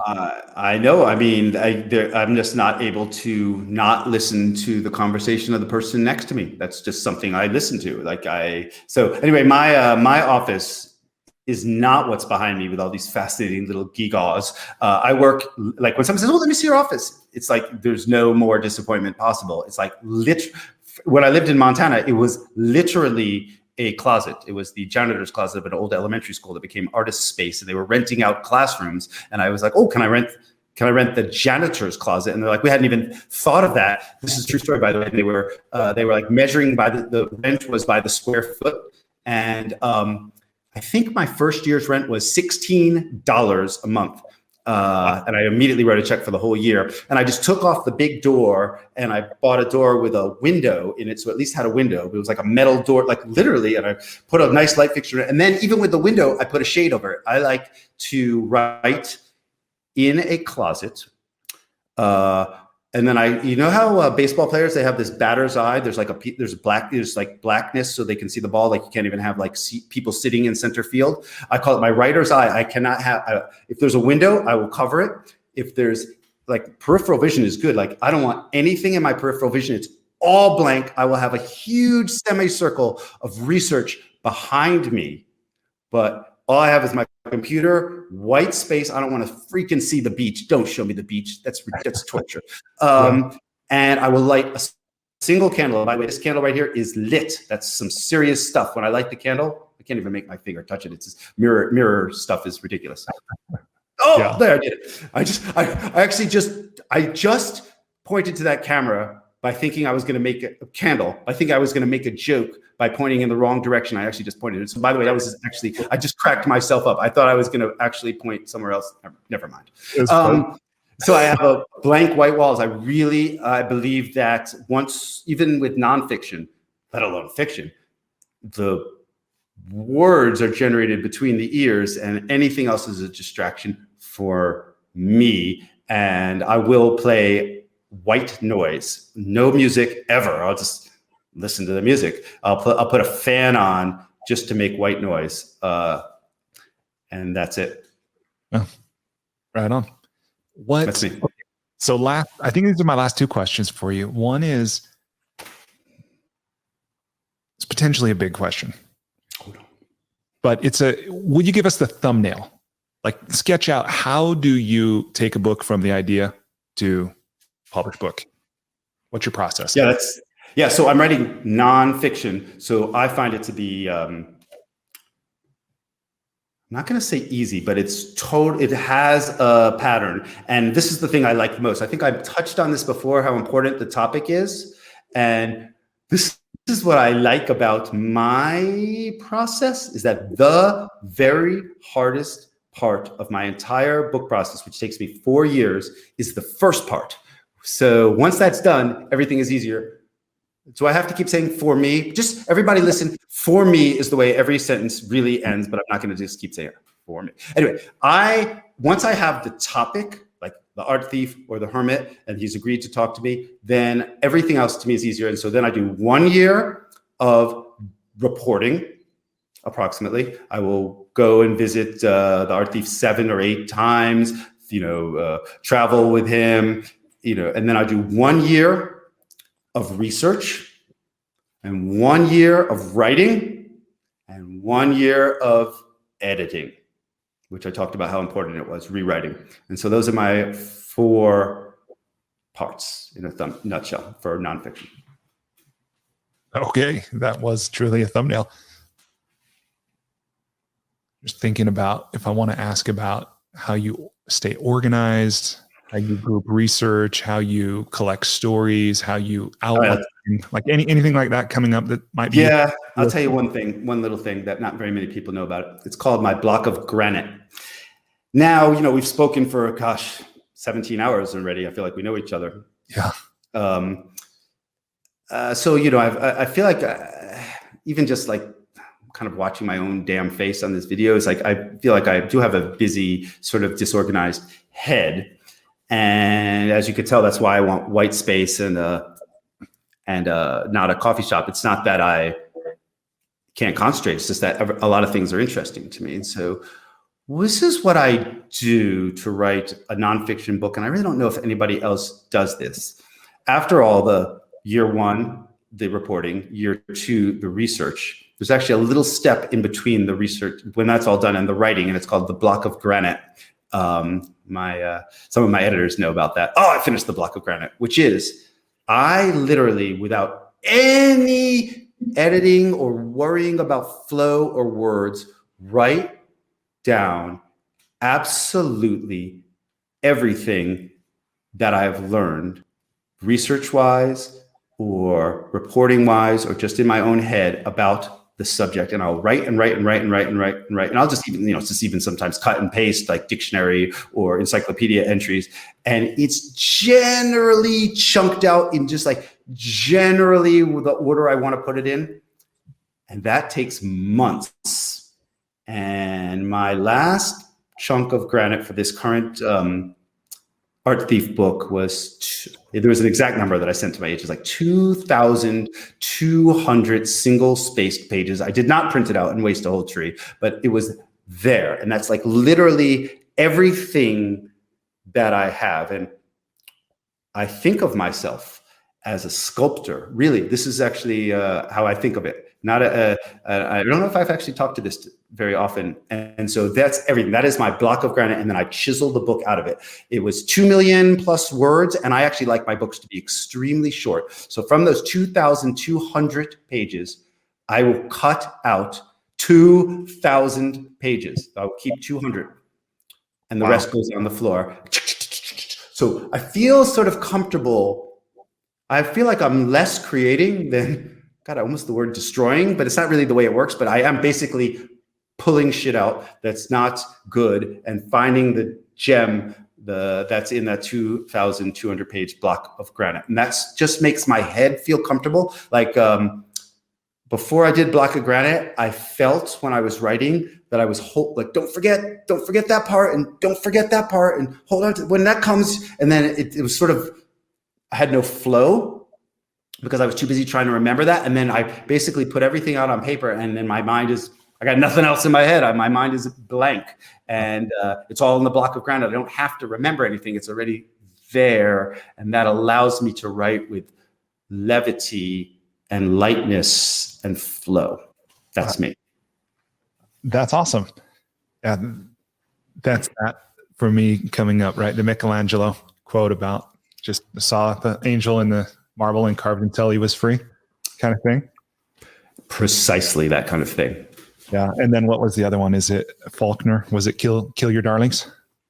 Yeah, there's a lot of them, there's a lot of those great quotes. If you come across a phrase that you especially like, be sure to strike it out first. It's like, yeah, something to that effect. Sorry. Yeah, I love what you're saying. And even the David Allen, his whole getting things done. I don't know if you ever learned that system of it's like productivity, but he talks about when you get things out of your mind, then you're no longer like, you're able to be present and you're able not to worry. And I love your block of granite approach of knowing that it's all there. And at some point you're going to deal with it, but you don't need to try to hold it mentally together now.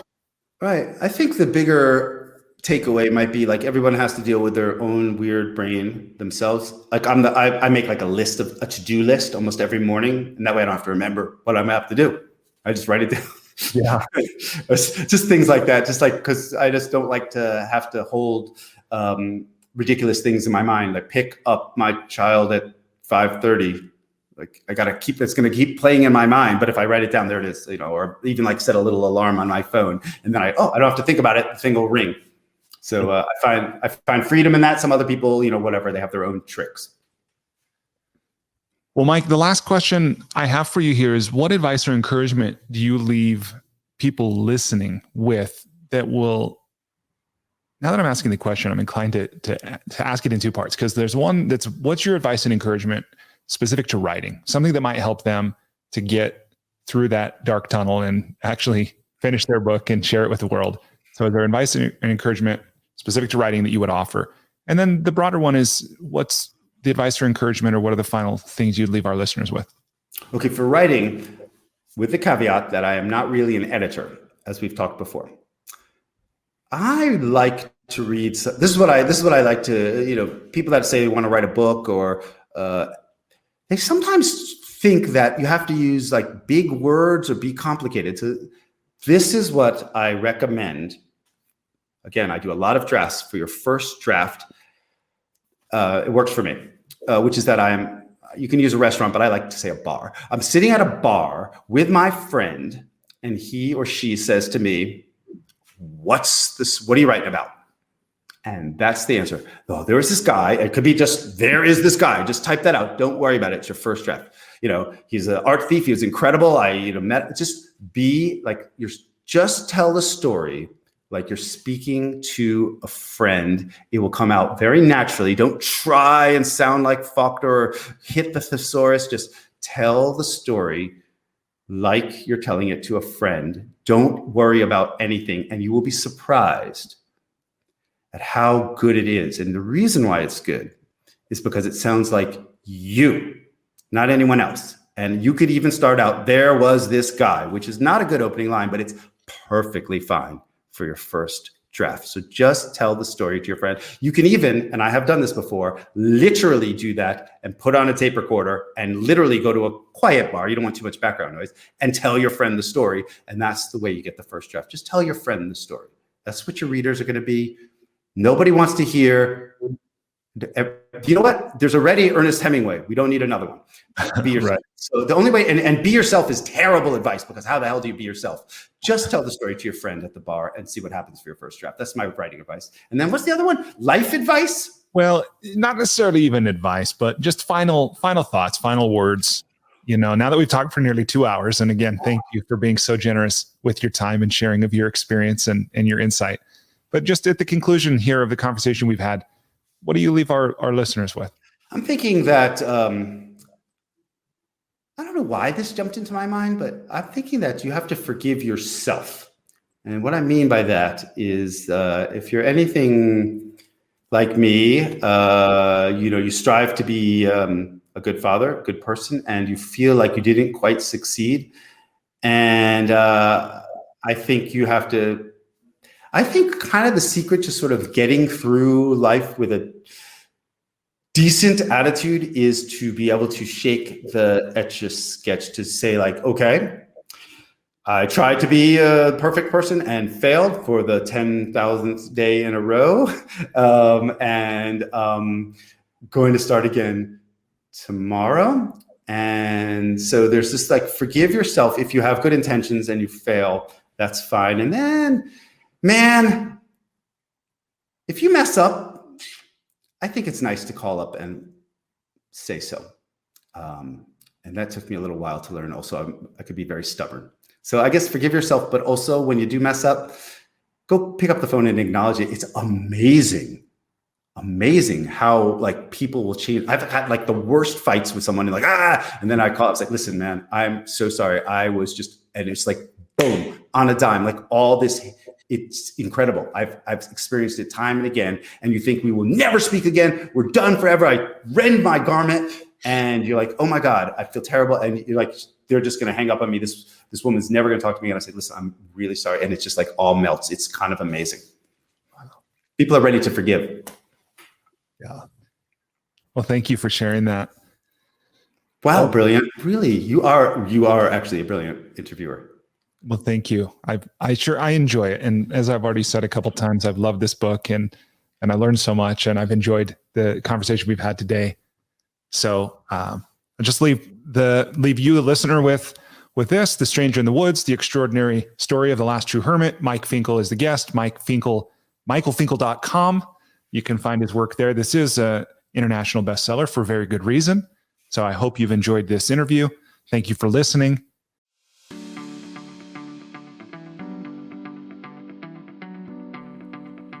Hey, thanks so much for listening to this episode of the School for Good Living podcast.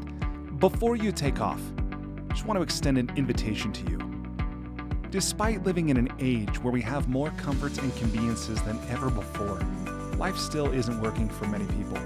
Whether it's here in the developed world where we deal with depression, anxiety, loneliness, addiction, divorce, unfulfilling jobs or relationships that don't work, or in the developing world where so many people still don't have access to basic things like clean water or sanitation or healthcare or education, or they live in conflict zones, there are a lot of people on this planet that life isn't working very well for. If you're one of those people, or even if your life is working, but you have the sense that it could work better, consider signing up for the School for Good Living's transformational coaching program.